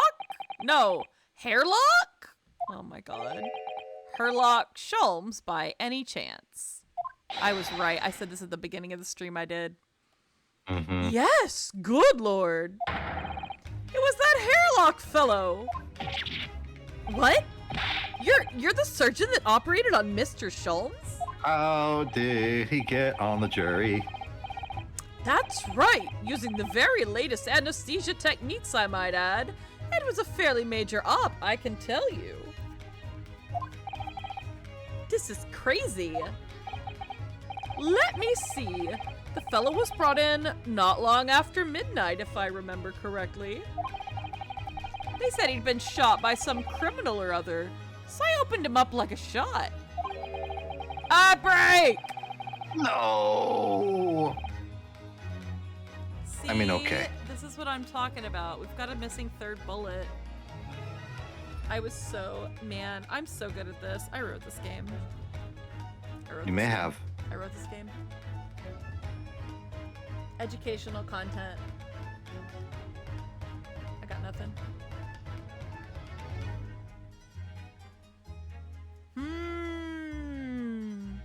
I think it's funny that I called it.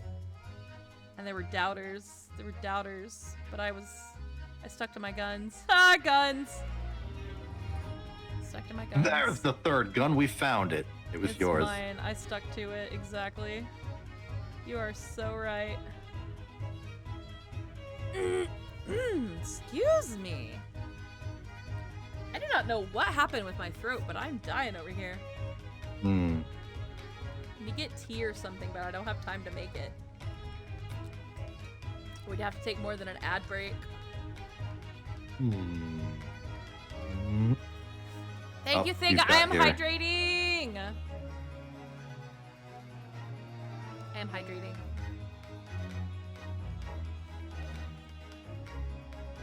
And I've got like a lot of points saved up from being the person on your screen. Because you actually watch it while it's going. Yeah. He has so many points. He has so much power. I could redeem like 15 auras at this point. You could, but you won't. I won't. I know better. It would be very difficult for my poor throat right now. It's still recovering. I need to... I've honestly considered going to a doctor, but I'm pretty sure a doctor's just gonna tell me, like, don't talk for 3 weeks or something. Yeah, maybe don't stream as much. Yeah. You were just at like conventions and things. I was. I did like 3 in a month and a half. It was crazy. It was very, very crazy. And one of them was so loud I couldn't like hear anybody or myself. It was very loud. That's the one I lost my voice at, but that was the first one, and then it just never came back. It's true. That's what happened. My voice is the missing third bullet. Mm-hmm. It's true. What if Sholmes didn't really get shot? What? What if Sholmes was faking it? He just... Hold on. No. Oh, we're back from ads. I guess I can't have crazy theories when we're back from the ads. Let's go through this conversation at least, and then you can have your crazy theories. I like my crazy theories, honestly. This one was correct, so like, what do you want from me? Yeah, this one was fueled by the comedy of the situation. Like, of course, the doctor who accidentally put a scalpel on the patient was the one operating on our good buddy Sholmes. I called that from the very beginning, but okay. But the funny thing is, I went over his insides with a fine-tooth comb, and I couldn't find the bullet anywhere. So I'm afraid I had to throw up my hands and just stitch the fellow back up. We are not impressed with you, sir. We are not impressed with you whatsoever. I hate to state the obvious, but... yes? Surely that's because the bullet is still at the scene of the shooting. Good night, Thigga. Thanks for coming. You have a great night. Get some good sleep. Yeah, have a good, it being 4 a.m. for you. Enjoy your eep. Farewell. The counsel for the defense is correct. We will do our best to have fun when I am not screaming at Van Zeeks for being the world's biggest jerk face. I'm gonna say jerk face. The counsel for the defense is correct, as is clearly shown in this photographic print. The bullet that the Skulkin brothers fired at Mr. Sholmes hit him in the stomach region, then exited his body and lodged into the shop wall where the calendar was hanging by the door. I think you'll find it's really quite simple if you just consider the problem three-dimensionally.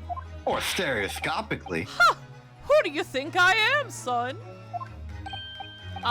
Well, juror number 4 is about the best I can do. As soon as I saw the wound to the man's stomach, I flipped him over. Like a pancake? Oh my god, sir. Are you saying that you checked his back? Of course I did. And there wasn't a trace of injury. No sign that the bullet had left the body at all. Did I not say this earlier? Because I'm pretty sure I did. What? That's the point. The only logical conclusion was that the bullet was still somewhere in the man's innards.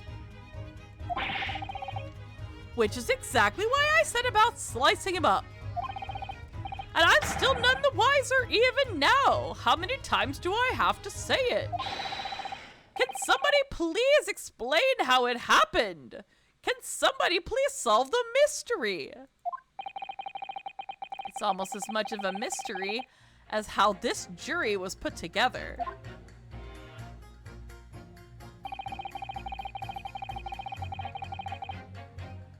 Oh, where's an expert when you need one? 2 people down from you. Should I push this new statement? Wait, do you press? Yeah, go ahead. Hold it! You would hit. Mr. Sholmes' surgeon is on the jury. I've experienced some coincidences recently, but this is ridiculous.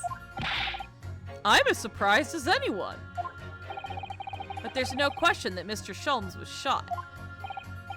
Well, that's what the police told me when they brought him in. Oh god, he had surgery for no reason. Is that what you're trying to tell me, please? How bad were his injuries, doctor? He was in a bad way. He'd lost a huge amount of blood, you know. And I suspect he was shot at quite close range, too. Because his skin was badly burnt around the point of entry. Burnt? That's right, you don't know much about guns there, boy.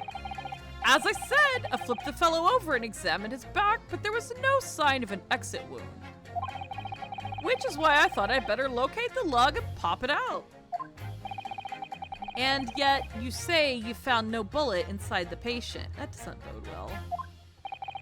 Well, I wouldn't have done, would I? Because it's in the wall of the pawnbrokers. But how did it get there? I need someone to solve this mystery before it drives me to insanity. If only there were some expert in ballistics who could help. Even if he looked extremely untrustworthy. He is 2 down from you. We're getting there, sir. So we have a disappearing bullet on our hands. Yes, we do. Sure do. I'm gonna press you anyway, but you're not who I want to talk to right now. Excuse me. Gosh. What do you mean you're in for a busy day? Forgot to say, stop. Do excuse me, stop. I am a communications officer, stop. A communications officer. Does that have something to do with sending telegrams? Everything from personal messages written by members of the public to the latest news in the capital. I convert all the messages into Morse code and tap it out to the entire world electronically. To the entire world? Thousands of miles of cable under the sea, stop. Worldwide communication networks, stop. Information transmitted to and from all corners of the globe, stop. Ah, yes. She was getting equally worked up about radio waves or the like before, wasn't she? I specialize in communicating information from government departments and newspaper offices. I see. I'm sure I shall have to wire the newspaper reports of today's guilty verdict later. So no sleep for me tonight, I imagine. Let's just finish the trial first, shall we? Okay, that was totally pointless. Cool. And now, you. I am ballistics expert. We're pressing. Hold it! But then we will pit you against the other guy. I thought you were just a tourist. Leave the mouse alone. Good day. I am visiting London for sightseeing. I would like to take bus to Crystal Tower, please. There's no way he's just a visiting tourist. So, you're a ballistics expert. Who knew? I have much experience with guns. That's not shady. I mean, he is a revolutionary. He is. Just a little. I have lived through many, how do you say,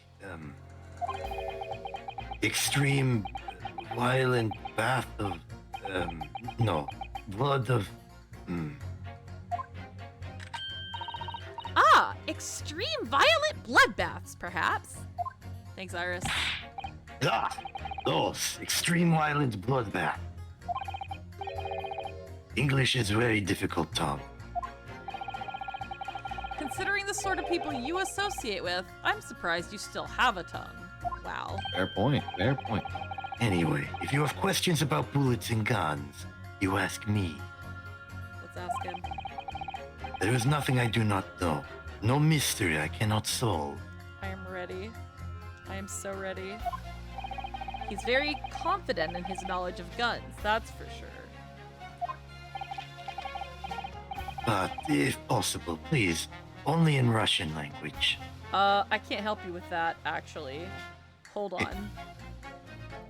I can't help him with that part.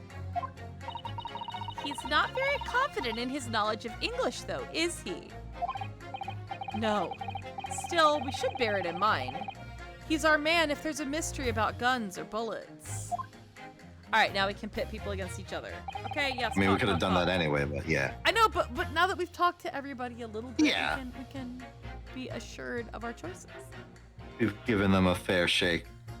I give everybody a chance to speak their piece. Okay. Mm-hmm. Van Zieks has managed to convince everyone. When you have eliminated the impossible, he said, but he hasn't. If we're gonna fight back, we need more material. I know. And we have to fight back. We have to turn this trial around again. We're going to. Okay, here we go.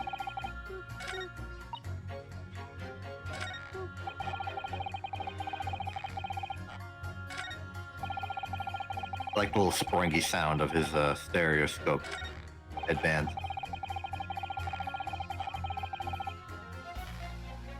Yep. Wow. Pit! I hit R! Pit! Let's go! Objection! Objection! These two statements clearly contradict the idea that all I do is pit jurors against each other. Oh, a ballistics expert. Pitting P-I-T-T. On the night in question, Mr. Sholmes was shot by one of the Skulkin brothers. But since there was no sign of an exit wound on his back, we must assume the bullet didn't pass through him. However, no bullet was found lodged in Mr. Sholmes' body either. Furthermore, a bullet was found lodged in the wall of the shop where Mr. Sholmes was shot. Juror number 6. Hello, my name is Villain. Pleased to meet you. I can't believe his name is Villain. It's still funny. This apparent contradiction in the facts that is so clearly troubling juror number 4. Are you able to explain the mystery? Only in Russian. I have seen very similar situation in Motherland. Dang. It was night. There was blizzard. I was running away along mountain road in freezing cold. Golly! The snow was piling high on both sides of road. It was very narrow and dangerous. My pursuers had hunting rifles and they were on dog sleds. This is mental note, don't ask too many questions. Yeah, right? I was shot from behind and I fell down in snow. And this situation was very similar to what I hear today from Doctor. They could not find bullets in my body. And no sign of, how do you say, exit wound. Then where did the bullet go? Bullet never hit me. Oh. Well, if it never hit you, why did you fall down? Bullet hit frozen wall of ice very close to my side. Oh. What? One small piece, very sharp, broke away from a lump of ice and pierced my body. It made deep wound that looks just like bullet wound. Good gracious. Of course, piece of ice quickly melted inside me. But there was no ice at the scene, so okay. And that is solution to mystery of disappearing bullet. That's not what we wanted to hear. But that doesn't answer the question at all. Exactly.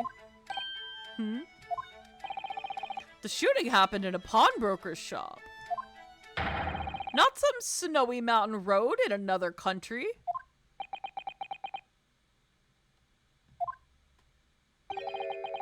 Just an idea, but we might not be looking at exactly the same scenario here. Runo? Where exactly was Hurley shot again? Well, according to the report, in his stomach. Sort of around this area, I think. Well, that's precisely where he always wears a little pouch on his belt. Did he get stabbed by chocolate? Caramel? A pouch? Actually, I might have noticed something like that. Yes, a pouch. It's where he keeps 3 glass vials of very dangerous chemicals that he uses in his investigations. What? Really? Doctor, where is the pouch Mr. Sholmes was wearing? Well, the fellow had nothing like that on his person when he arrived at the hospital, as far as I remember. If I may. No. Lord Van Zieks?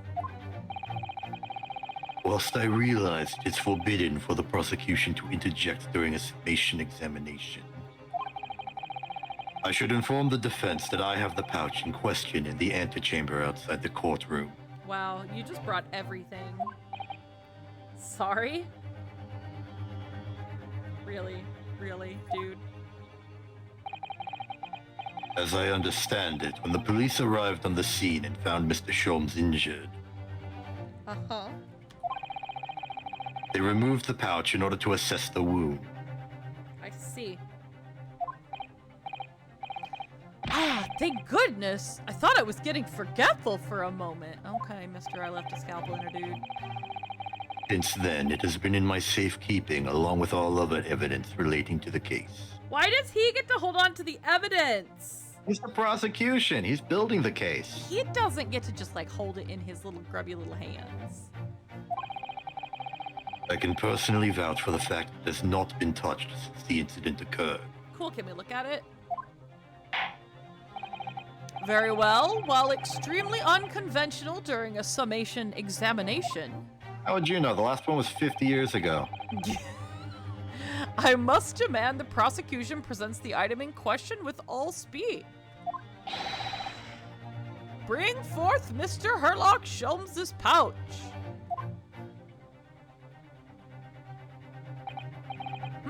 I see.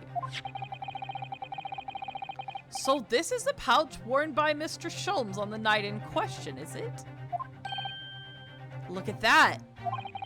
One of the files is broken, and the leather around it is scorched black. It's almost as if the file exploded. Exploded? So, that night, the bullet from the Skulkin brothers' gun struck Mr. Sholmes' pouch. And it was the glass file exploding that caused the fellow's injury. This bullet did not penetrate victim, but was deflected into a wall of shot.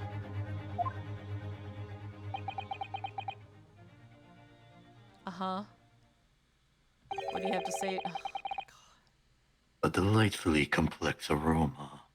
I hate this man. That wasn't Whoa. even an insult. Why are you activating your hatred towards him? He breathed.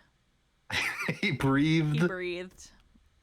He Ben existed. Six in the corner just inhales, and you're like, with this guy again. That guy. Why that guy?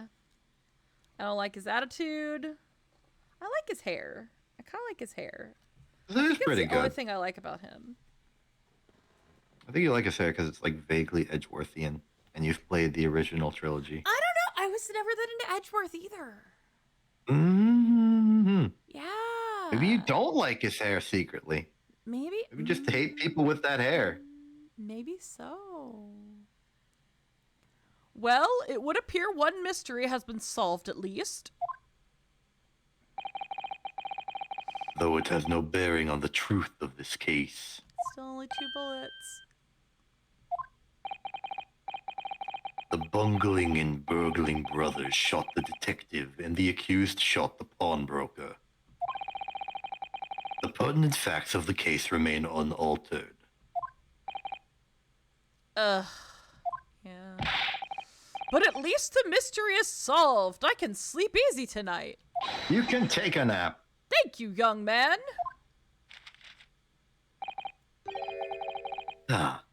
Thank you very much. I swear to God, what is going on here? Glad I could help. Due to its bearing on the conundrum just solved, the court will sequester this scruffy pouch as evidence.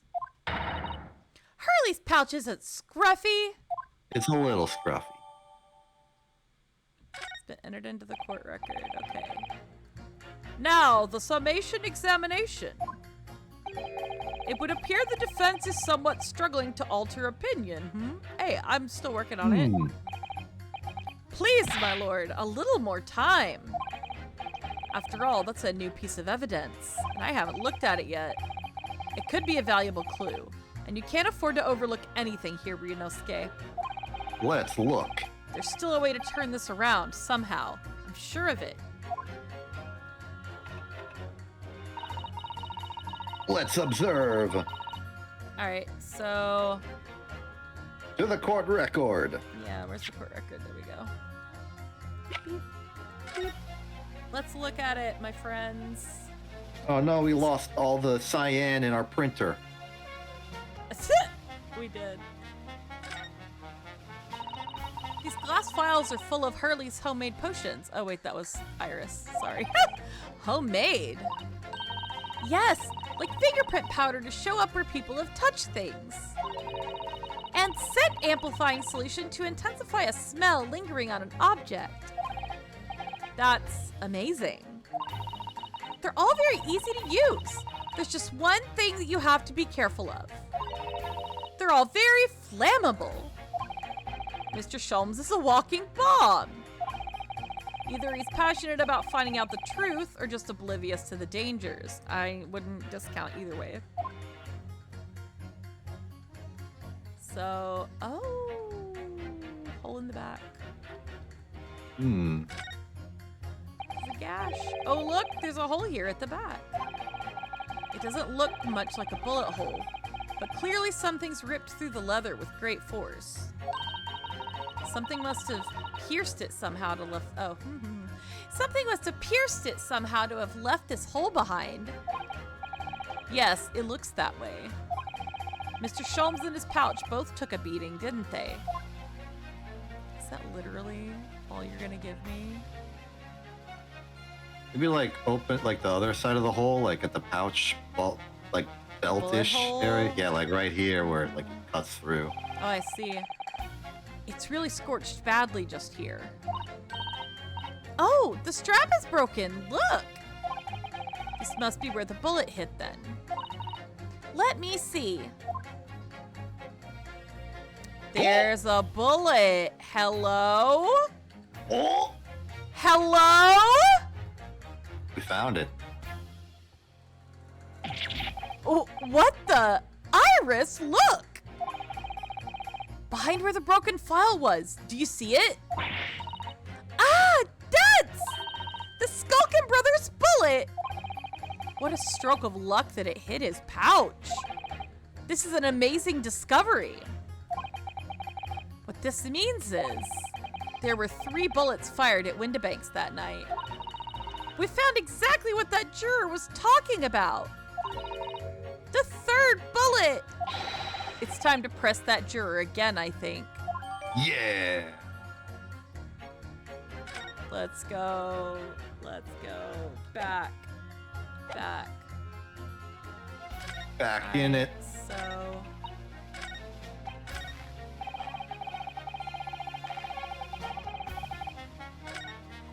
You. Right?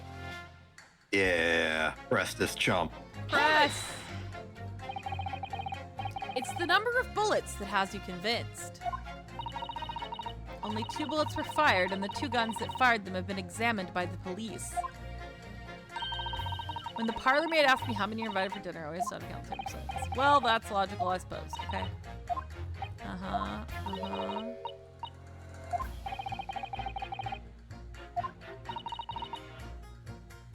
I don't have the option to present anything. If I go to the court record, will it let me present? No. This ain't testimony. But remember there was that like, it's impossible or I can prove it like question. Oh, that's right. From before. I forgot about that question. That was the entire question. That was the question. I can prove it. Yeah, there it is. The question. The question. Allow me to show you then. The 3rd bullet. Behold! Bam! Take that. Where's my music? Here it is. We discovered it just now. Yes, on the night in question in Windibank's pawnbrokery, another bullet was fired. Hold it! Don't you hold it, me. What is this new trickery, you Nipponese conjurer? Why are we racist again? Are you talking during the summation examination? Where did you find that bullet? Where did you find your manners? It was lodged inside Mr. Sholmes' pouch. What? You didn't look there, did you, Van Zeeks? Scotland Yard! This pouch was removed from around Mr. Sholmes' waist before he was taken to hospital. More like Scotland Bard. Go play us a tune, chump. On the music disc. Yeah. And since then, it has been touched by no one until it was brought into this courtroom. There should be like Okay. a police bar next to Scotland Yard called like the Scotland Bard, and they just go there and have drinks and stuff. That'd be a good name for a tavern. Yeah, or maybe that's their mascot, the Scotland Bard, Ooh. like for their sports team. Yeah. Yeah. Do you mean to say the shot fired by the Skulkin brothers that night? Yes, as your lordship has surmised, it hit this pouch. But that makes no sense whatsoever. We already know the whereabouts of the bullet fired at Mr. Sholmes. It's clearly visible in this photographic print. That's someone else's blood, guys. Ah. 2 guns from the scene have already been submitted into the court record as evidence. Yes, that of Mr. Windibank and that belonging to the Skulkin brothers. An examination of both guns revealed that only a single bullet had been fired from each, so there had to have been another gun on the scene. Ah, But that means that's right. We now know that on the night in question, 3 bullets were fired. However, only 2 bullets were fired from the guns recovered from the crime scene. And until that incontrovertible inconsistency is somehow explained, we cannot and must not pass judgment. Oh, get over yourself. Woo! That was kind of spicy. Let's go. He's in agony. Oh, or Dar. Yes, we know. While this summation examination remains incomplete, the court has been presented with new facts. Facts that would appear to shake the very foundations upon which the case against the defendant has been built. Get over yourself. As is my prerogative in this situation, he said nothing. He said I nothing. hereby temporarily suspend the summation examination to didn't say tut-tut anything. to tut-tut at Van Zeeks, the prosecutor who didn't notice shit in his custody. It's fine. By Jupiter. By Jupiter. By Jupiter. What? Like right next to it. Bailiff, bring the witnesses back to the stand at once. I will confess, I very frequently get confused as to which moons are moons of Jupiter and which moons are moons of Saturn. There are too many moons. There are many moons between the two of them. There are many, many moons. Witnesses, were you listening to proceedings while the defense carried out the summation examination? We was, Governor, we was. Perhaps we can dispense with the tedious preamble. Simply answer this one question. A third bullet has been identified at the scene of the crime. What do you make of that? He is so angry. Good. Make of it goes. I don't make nothing of it, I can't help it. Is it one of yours? Ooh, he's talking over them. Go blimey, Gov, go blimey, not a chance. I don't believe you. In that case, did you have an accomplice? What? What? Never! The Skulker Brothers work alone! It's just the 2 of us, that's our trademark! How soon we forget poor Sulky. How soon we forget. Only 2 of the bullets from the crime scene originated from the firearms we have in evidence. The third bullet was fired from another gun. Where is it? I mean, that's an head scratcher.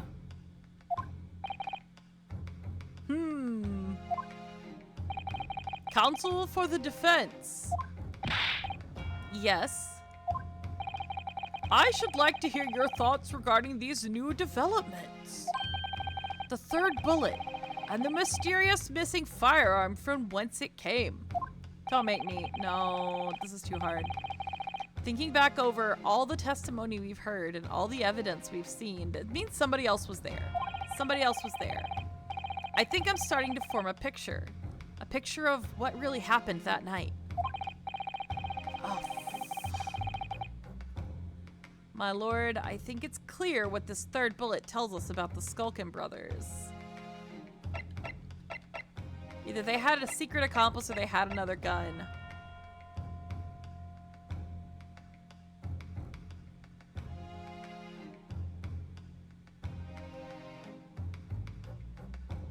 They did say earlier that they were going to get in trouble with somebody if they said something. They did say that. So that makes me think there might be another person.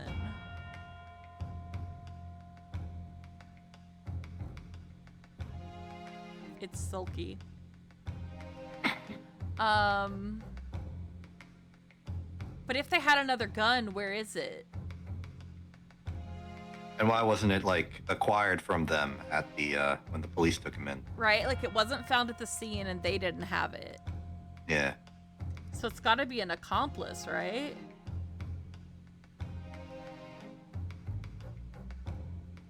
Unless it had nothing to do with them and it was somebody else entirely.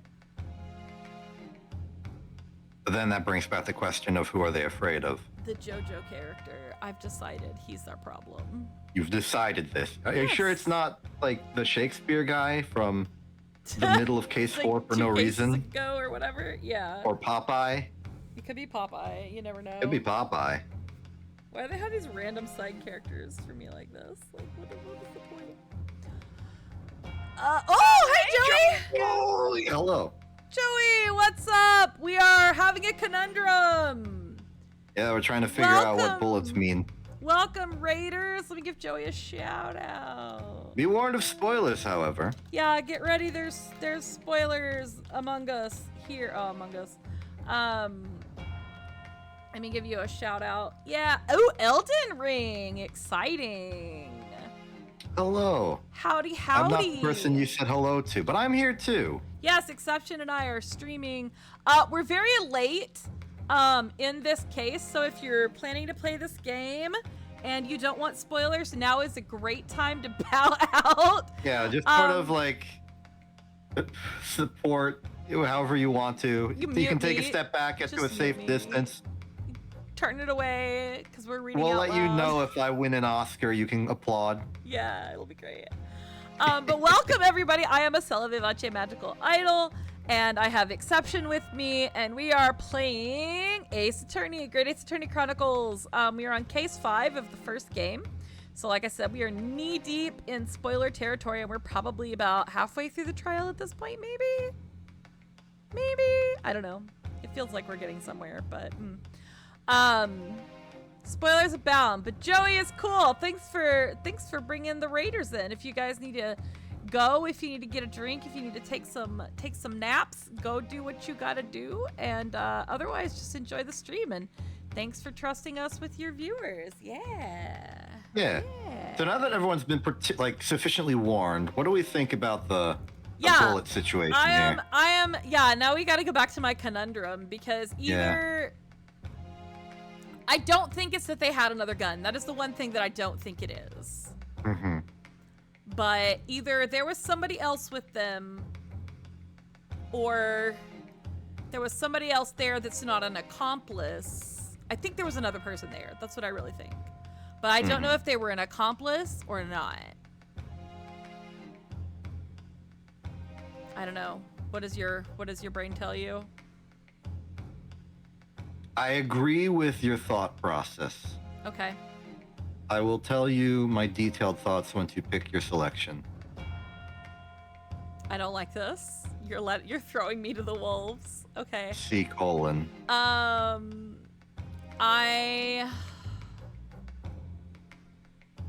Actually, I won't say that, it's my thoughts. I'm not gonna sit there and be like, you picked the wrong one! You fool! You absolute ignoramus! But I will say stuff. Okay, so... More like trivia. I think... Oh god, this is so hard. Okay, I gotta think through the evidence. So, is there any evidence that tells us that there's any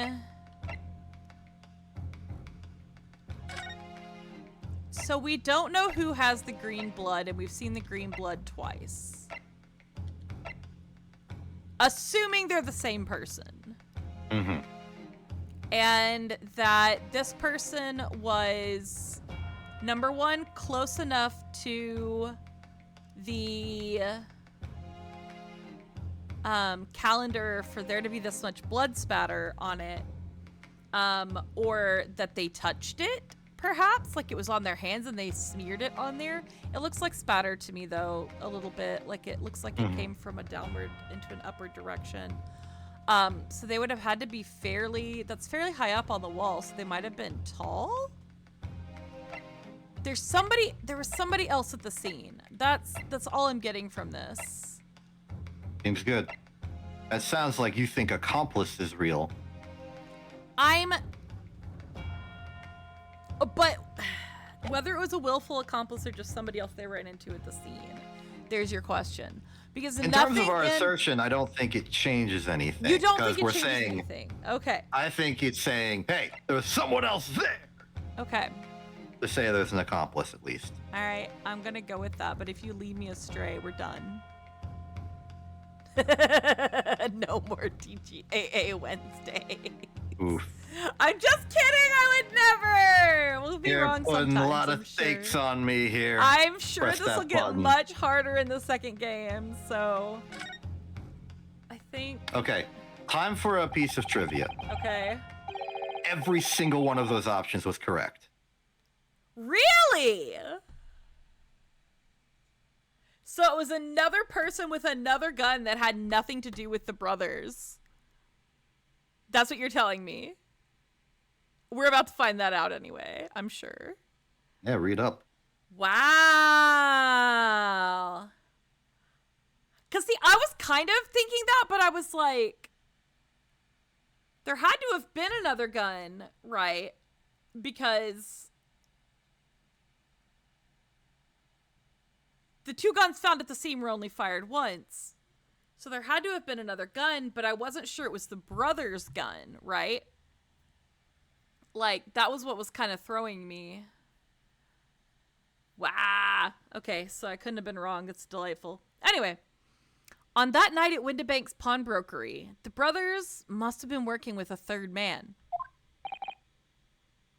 Uh-huh. The witnesses are clearly doing their best to cover up the existence of this accomplice. But the evidence all points to the fact that there was someone else present. Someone carrying a gun. You're correct. You're correct. Objection! Suffer! Sorry. All I do is scream at this man. An accomplice, you say? Yes, I say. Pig's will. Pig's will, he says. Pig's will, he says. Go ahead. These protracted proceedings have already forced us to endure 2 summation examinations. Yet in all that time, there has been not a murmur of a third man. If this apparently wraith-like being exists, Uh-huh. the court must be shown hard evidence. Without it, this fantasy will be crushed. It's because there's a third bullet. I don't know how else to tell you this, my dude. Ugh. Okay, fine. Prosecution demands answers on 2 counts. 2 counts again. Great. Firstly, proof, evidence that this accomplice was ever at the scene of the crime. And secondly, the identity of this spurious character. Oh, gosh. The Skulkins are lying. I know that. But how can I ascertain the identity of the person they're hiding? Well, counsel? I'm supposed to prove the existence of this accomplice and reveal the person's identity even. In response to the prosecution's demands, my lord, the defense is... the only answer we have is the third bullet. We have the third bullet, we have the blood stain, we have the bullet in the calendar. That is at least an answer to the first question. That's what I see too. I was like, we've got an answer to the first question, so I guess We answer the first we question. answer the Go first from there. question and go from there. Yeah. Okay. The defense is ready because we have no fear. I believe I can provide all the answers the prosecution demands. So, my Nipponese friend, despite the swimming eyes, you seem to think you have something to say. You are such a jerk. This promises to be interesting. Slap. Okay. I have to push forward now. There's no other option. I need to use every single piece of evidence available to me if it will make a difference. In that case, counsel, I would ask you to present the evidence without delay. On the night in question, in the moments leading up to the death of the victim, what proof have you that there was a third intruder present at the scene? So it's gotta be, it's the third calendar. Bring it. Because the third bullet is not the one that was in Sholmes. The third Right. bullet is the one from the calendar. Yeah. So we just present this, right? Yeah. Okay. Take that! The evidence is right here in this portfolio. Oh, we might have to pick the exact picture Yeah. from this. That's convenient. By Jove, that portfolio again, is it? Do you expect the court to rifle through... Sorry, I'm getting lag. Do you expect the court to rifle through your papers itself? Be more specific. You did lag for a second there. I thought that was my connection. I was alarmed. Sorry. It's okay. It's life. It's life on It's the lag. internet. You claim one of those blood samples proves the presence of this third intruder. Well, which one is it? This one right here. Bring it. That! Take that. The liver. What am I looking at here? There appears to be some green paint or such like around the bullet hole in the middle of the calendar. That's a blood stain, my lord. A blood stain? He is de-wigged. Green blood. Curious, even for you. You weren't paying attention earlier, Van Zeeks. You're bad at this. Is the court to understand that the intruder was some unhuman creature? Get him, Iris. Only morally. It's something developed by Mr. Herlock Sholmes, who you don't like. By the great detective! Oh, juror number 3! We got juror number 3 on our side now. And 5. New invention, stop. Not yet appeared in stories, stop. It's this, you see. It doesn't have a name yet, though. This fogger sprays a chemical that reacts with the different elements in people's blood to change its color. Different elements of people's blood? Yes, everyone's blood is slightly different, you see, because it's made up of different elements. So by seeing what color it changes to, you can tell in a flash whose blood it is. Ooh, that brings a whole extra dimension to looking at blood. Okay, we got the buy-in. Talk of blood in courtroom, stop. Very exciting, stop. As an example, this one shows the blood of the victim, Mr. Windibank. Ah, a striking blue. Yes, so you see, the green color of this bloodstain on the calendar shows that somebody else was shot in the main part of the shop. Now hold fire there, young man. Could be from some unrelated incident, couldn't it? Could it? Nope, check the calendar. Exactly. No, it's not unrelated. The date showing on the calendar is the date on which Mr. Windibank was killed. By golly! Therefore, we can assume that whoever was shot on the same day.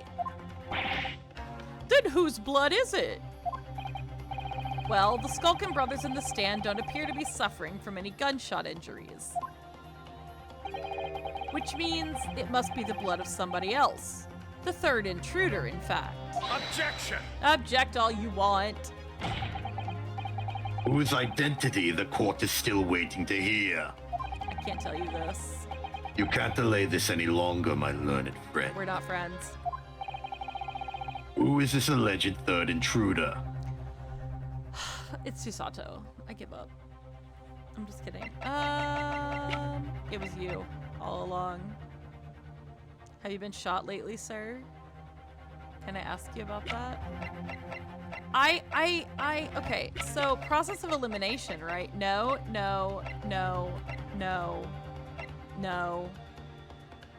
Because Gina wasn't shot. Correct.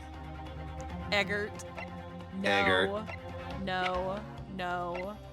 And no. So, I mean, like, we have one option, but we have no proof. Yeah, it's the only person we have a name to. We have one option and no proof. Except the blood on the disc. Because he tried to get the disc and his finger may have been cut. Because didn't we assume that that blood was somebody else's before? What, the blood on the disc? The blood on the disc, didn't we assume that was somebody else that like got their finger cut by it? No, we were there when the blood got on it. Like when Gina tried to like thief the disc from him and he was like, "Oh, how dare you, you wicked animal." So I think we always knew, I just think we haven't thought about it. I got you. I forgot that aspect of it. So, okay. This mother. Here we go. The man's name is unfortunate. Is Eggert Benedict. Eggert Benedict? Who on earth are you talking about, Counsel? He paid a visit to Windibank's pawnbrokery on the afternoon before the incident took place. When the accused attempted to deceive the pawnbroker into releasing this article into her possession. That's right. The man identified by the defense, Mr. Eggert Benedict, then attempted to take the article from the defendant by force. This was so long ago. Broker. Oh, yes, sir. I don't even remember the voices I gave these people. I believe this filthy pocket thief has just redeemed an article from you, no? Yes. The article in question belongs to me. I demand it for it to be returned at once. Beep. Now that's a lie. What are you trying to pull? Give me back my overcoat, you wastrel. And needless to say, any music box discs too. Why is he just the most obvious multi-character JoJo reference? Like, who did this? Who okayed this? Anyway. Inspector Gregson was there at the time and can attest to what happened. Gregson doesn't want to, but he can. In the end, it was the inspector himself who took the disc. Can you corroborate this account, Inspector?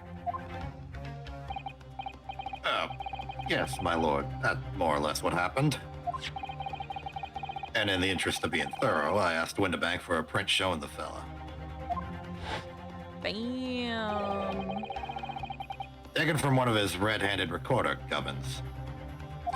Gubbanses. Yes, that's him talking to Mr. Windibank that morning. And you claim this man is the brother's accomplice. Well, Mr. and Mr. Skulkin, they're sweating now. Never seen the geezer before in my life. I'm in life, never seen him. What kind of power does this dude have that he's threatening them? Well, somewhat unsurprisingly, it appears our witnesses disagree with the assertion. They are so very good at doing that. I'm sure your lordship recalls my learned Nipponese friend's actual accusation, which was that he could prove the identity of the alleged accomplice. We got the disc. Yes, and I can. Man, show us the evidence. I agree. We must see proof that the clean-cut gentleman in the photograph is the filthy criminal you say he is. Oh, we've gone black background. Oh no. This is the last piece of evidence. I've had a feeling that something has been missing in this trial from the very start. But now, I'm going to drag it kicking and screaming into the courtroom. Here we go. The Are war. you ready to present your answer to the court then, counsel? Here we go. To war. Yes, my lord. The defense will present the evidence now. Proof that the man pictured in this photographic print was in fact the person struck by the third bullet, and that is also in here, but it's the disc, right?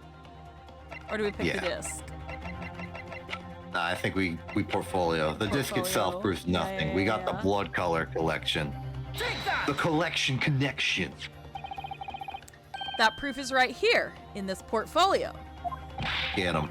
Good gracious, counsel! Does that portfolio contain the answers to every question posed? Yes. Nope, only 4. Only 4. I see you share my interest in claret color liquids, my Nipponese friend. But... Claret? That's a weird way of saying red. Enough. The court demands to see further evidence. It's a type of wine. Oh. Which blood sample proves the man you identified was the one shot by the third bullet at the scene of the crime?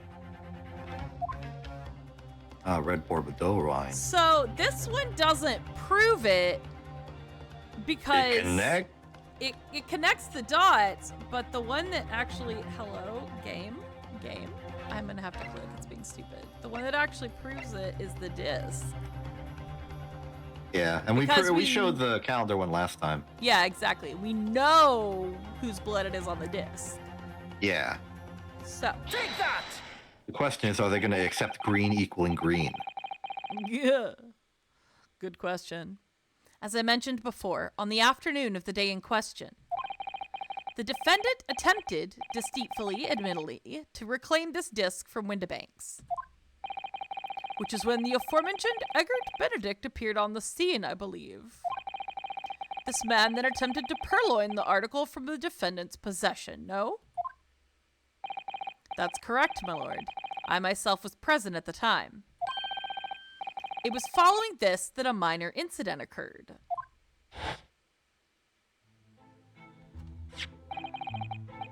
Of course, sir. Here's the disc for you.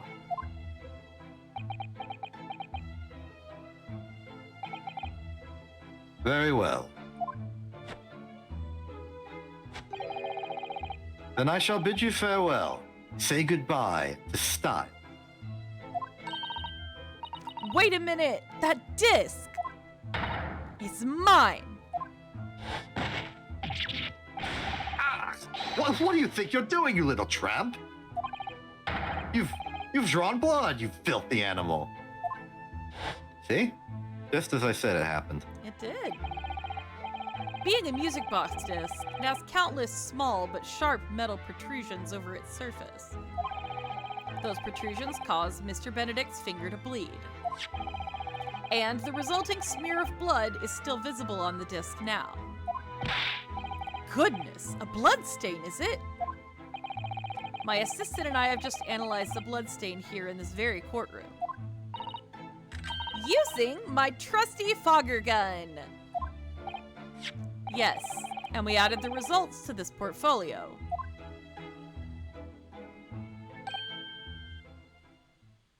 I say! I had to remember which one number 1 was. That's just Garrett. It's green. That's me. That's the I think that's the comms communications officer. Communications lady. It's exactly the same color as the blood around the calendar. The evidence is conclusive. The man calling himself Mr. Egbert Benedict, who was in Windibanks earlier in the day, is the accomplice who was present at the scene of the crime that same night. Ooh, we got the good music going again. Yeah. Boy. So there was Someone else there. Look at those two brothers now. They're sweating buckets. Oh, who are you talking about? What? Actually, I don't know who that was. It might have been the doctor. It is the opinion of the defense that Mr. Eggert Benedict should be summoned to the courtroom to testify.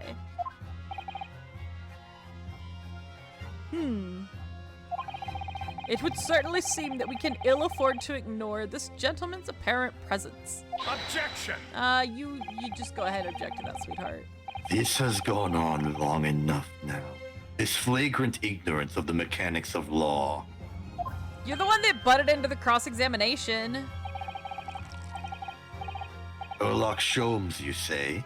Why are you Yes, changing I've heard the subject? name. Why are you changing the subject? Why are you changing the subject? The protagonist in a series of short stories for the vulgar classes. A god of detection or some such. You know what he can detect? Never mind. Never mind. We're not going there. And now you employ chemical substances devised by this fantastical persona in the highest court in the land. Yes, I do actually. Do you expect us to take you seriously?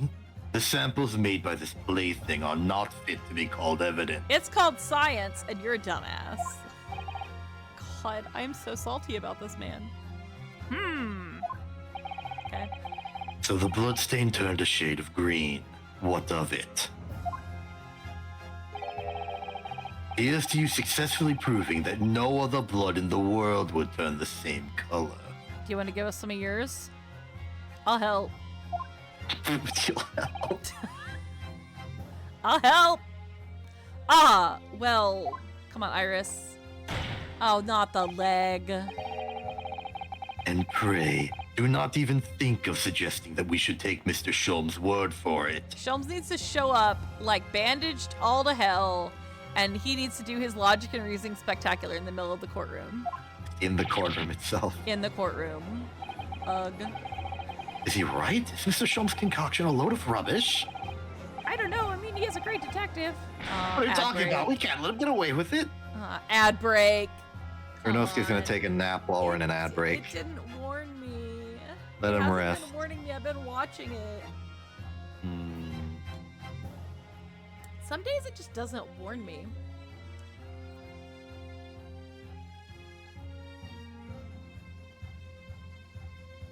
There wasn't a good time to roll it anyway. It's fine. I think we're doing a good job. We're investigating the truth. We're finding the real. The real. The real. It's real. It is real. It's real. It's It's real. eel. It's eels? It's eels. I'm hungry. I want eel. Do you like eel? Hold on, let's have a discussion. What, Do you like what do you eel? mean? Do I like eel? Have you ever eaten eel before? No. Why not? It's delicious. Why would I have consumed eel? Sushi? I don't know. Oh, you I have not the consumed sushi. eel. You have not consumed eel. Have you had unagi sushi? That's eel. No. Oh, it's really good. Like, you cook it. You don't eat it raw. You cook it. You, like, barbecue it. And you put this sauce on it. This, like, literal, like, barbecue eel sauce. It is pretty specific to the eel situation. Interesting. And it's really tasty. It's not fishy. It's really it's really good. Like, it's really got like a.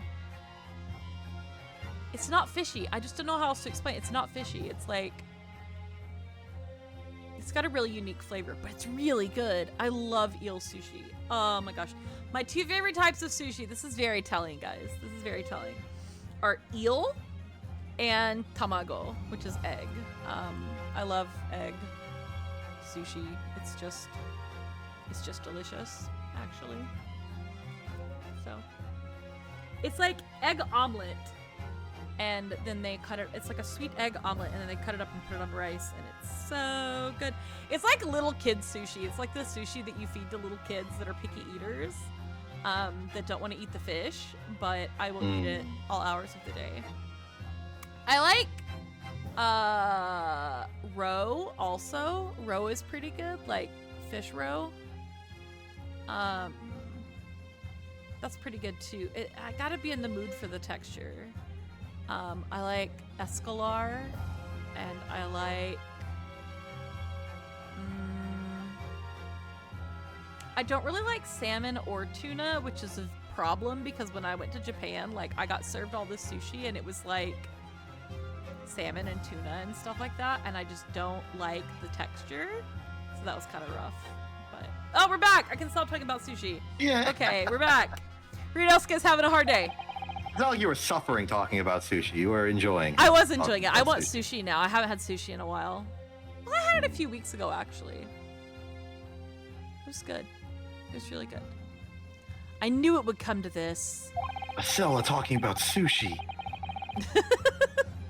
Of course, Mr. Sholmes' invention isn't going to be recognized by any official body. But what other choice did I have? We didn't have a choice. I'm just remembering what Father Christmas over there said before. Girl, what? The judge? The judge! About how he was temporarily suspending the summation examination. Oh, we could just go back to the summation examination. Ah. In other words, let's go back to it. The examination isn't over yet, is it? Good grief! What did you just say, young girl? And in a summation examination, the decision as to whether or not the trial continues is in the hands of the 6 jurors, isn't it? And they better all be Herlock Sholmes fans. Oh, get mad, Van Zeeks. Get mad. Get mad at a little girl. Like, it's one thing when he was mad at Susato, but it's like a whole another level when he's mad at Iris. It's a whole level of, like, just sad and pathetic. So the way I see it, it doesn't matter what certain other people think of Hurley's invention. Certain other people. At least, not for now. Yes, she's right.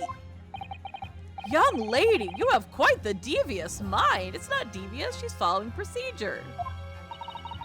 It really just comes down to one thing.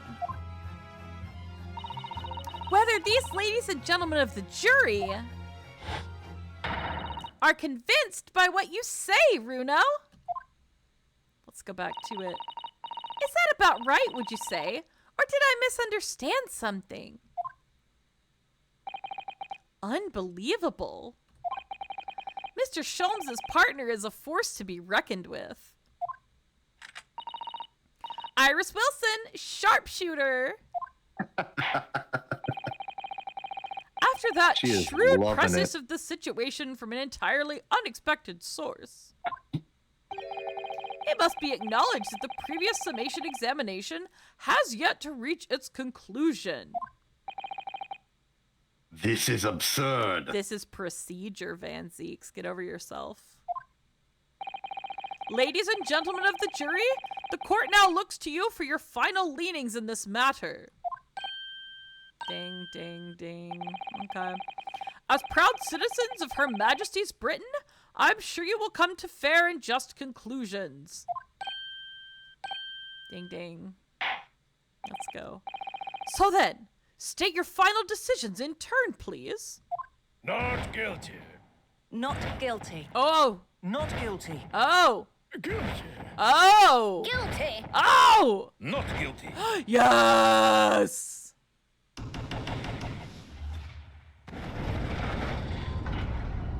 Interesting. It is interesting. I don't think this makes any sense. I want to hear why they're saying this. 2 call guilty and 4 call not guilty. Too bad the summation's over. Oh, such is the outcome of the summation examination. Objection. You can't object. My lord, with all due respect, this is an outrage. The prosecution refuses to accept this decision. Ooh, get mad. On what grounds?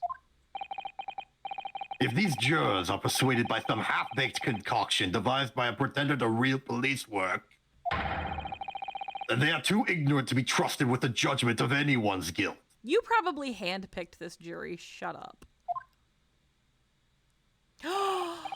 I'm sorry, Lord Van Zeeks, but the outcome of the summation examination cannot be ignored. This trial will continue. Ah! Ah! Get over yourself, dude. Nevertheless, we find ourselves in a rather awkward situation. The defense has very reasonably requested the subpoena of a new witness. But sadly, I fear that will be impossible. What? The name the gentleman gave for himself, Eggert Benedict, is quite clearly false. I don't believe it. Just when I'd managed to prove the man was there that night. Who's saying Visitor 5. Oh. Okay. Could I say something? Who was that, please? Who spoke? It was me, my lord. Juror number 5? What have you to say, madam? If possible, Inspector. Me, ma'am? I wonder if you might show the photographic print to me again. The one in which the gentleman is shown. Oh, she's gonna put the message out and get this dude tracked down. Girl, yes. Right, yes. Right, yes. This one, you mean? Of Mr. Benedict? Let's go. Here she goes. Here she goes. Yes. There's no doubt in my mind. Juror number 5, you don't mean to say. You know this man? Even better, she knows him. What? No! Good gracious. Is that why she said guilty? Or dar. Juror number 5, how on earth? I am a communications officer. Stop. As we can clearly see, the gentleman in the photograph is... Stop. Her eyes are sparkling. Also a communications officer. Stop. He works in my office. Stop. Oh, heck. A very talented operator, in fact. Stop. He should be in the communication station now. Stop. Tapping away on the telegraph. Stop. This doesn't seem right somehow. I can't put my finger on why, but it doesn't feel right. I suppose we all imagined the accomplice would be some sort of hardened criminal. It's a bit unexpected to find out that he has a respectable job by day, whatever he gets up to at night. Yes, I suppose that's it. I suppose that's why I felt something was wrong. Probably not. Trust your gut. If the gentleman is at London's communication station, we should be able to subpoena him within the hour. Lord Van Zeeks, if you please. Yes, my lord. Make the necessary arrangements with all haste. As your lordship bids. Clack. The court will recess for 1 hour. When the new witness arrives, we shall reconvene to hear the gentleman's testimony. Inspector Gregson. Yes, my lord. I should like to hear from you specifically about events at the pawnbrokery on the day in question. Come to my chambers during the recess. Oh, he doesn't have to testify. He just gets to talk behind closed doors. Let's see how it is. Yes, sir, my lord. Very well. Court is adjourned until 1:40 p.m. Let's go. To be continued. We did it. Next part down. Yeah. Yes. Let's go. We gotta save. Yes, save. Yes. Okay. Back, and then we'll... The antechamber. Oh, we've got an hour, yeah. Man. Options. Back to title. Don't save because we just saved. Yes. Well, that was pretty good, guys. Yeah. That was pretty good. All right, so we have made it very far in this trial and yet have more to uncover. I'm not sure who they bring in is going to be the real guy, honestly. I'm a little skeptical. But we shall have to see next week, huh? Mm-hmm. We shall have to see next week. I've got stuff to do for the rest of the week that I really need to do. I got some editing and uploading to do. Gotta really try to get that done. And some other stuff coming up. Just to speak to what's at the bottom of the screen. Don't forget about the Discord. Maybe a subathon soon. It might be Star Rail. I haven't decided yet. And then possibly next week there will be big announcements. There will be big announcements when I finish my stuff, okay? Like, That's the way it goes, huh? I'm gonna try really hard to get stuff done this week so I can make big announcements next week or the week after. Because I have some special streams coming up and some other exciting things to announce. So definitely look forward to that. Thanks again to Joey for the raid, and Thega for the follow, and I don't know, what else you got? You got anything exception? You got anything exciting going on? Nothing specific that I can just point to and be like, hey, check this out. Check it out. You can check out what I do. I'm there. I'm available for it. Check out. I'll give like a regular shout out. I mean, I'm in like a sort of awkward position where I've just been like coasting on like streaming, which is good because people can watch it and enjoy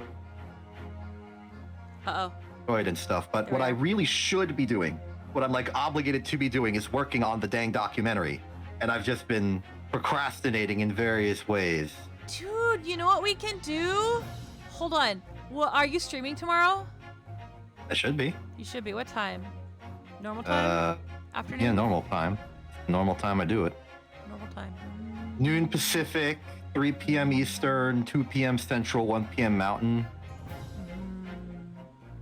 Why? What's the question here? I was gonna say we could have like a work on stuff hour or something after I get off work. Ooh, that'd be fun. The boring job that is not my idle job. We can work on stuff because I gotta edit down some videos, so I could use some company because I have to watch the entire videos to make sure I bleep out any cursing because I'm gonna put them on YouTube. All right, we'll do a study hall. We'll do study buddies. I might also later this week, Friday maybe, or tomorrow after we get done with stuff or whatever, gonna be watching some stuff in the Discord. I do intend to watch the OnStar stages when they finally release them on YouTube. That they're going to be releasing for free in the lead up to the 10th anniversary. They have delayed the viewings on those, and I'm not sure why or when they're going to be doing it. But everybody, look forward to that. Join the Discord if you enjoy watching stuff with other people, or try something new. Watch a concert because it's mostly concerts, and the Party Live stage, which is also a concert, but it's a concert with like real people instead of anime boys. Gosh, what else have I got? I think that's about it. I need to learn to sleep properly. My sleep issues may or may not be resolved soon. I don't know. We'll figure it out. And then I promise I will be a little more energetic on stream and a little more put together and a little more like healthy, I'm sure. So sorry about that, everybody. Yeah, that's about all I got. Join the Discord. More OnStars coming up on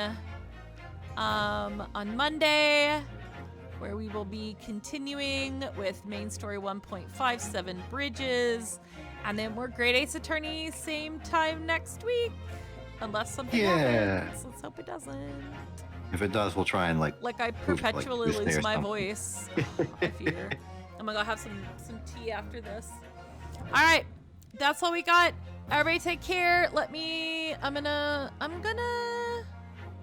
I'm gonna switch to my ending screen, and then I'm gonna pick somebody to raid. I mean, that's what I do. Yeah, that's what I think most people do. So. It'll be a surprise. It'll be a surprise. Who we got? I'm just seeing who's online. Bum, bum, bum.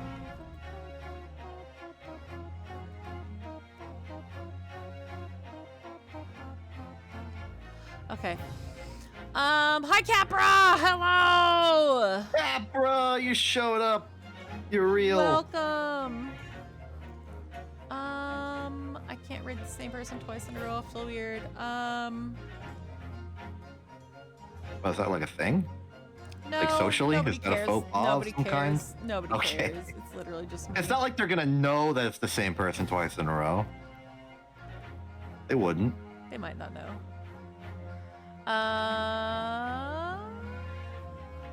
Oh, I can. I don't got anyone.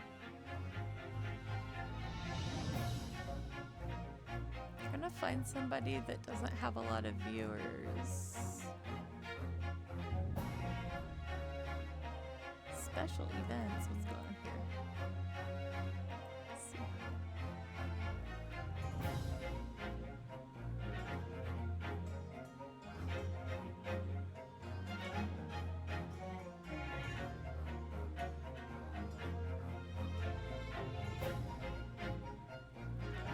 Let's see here.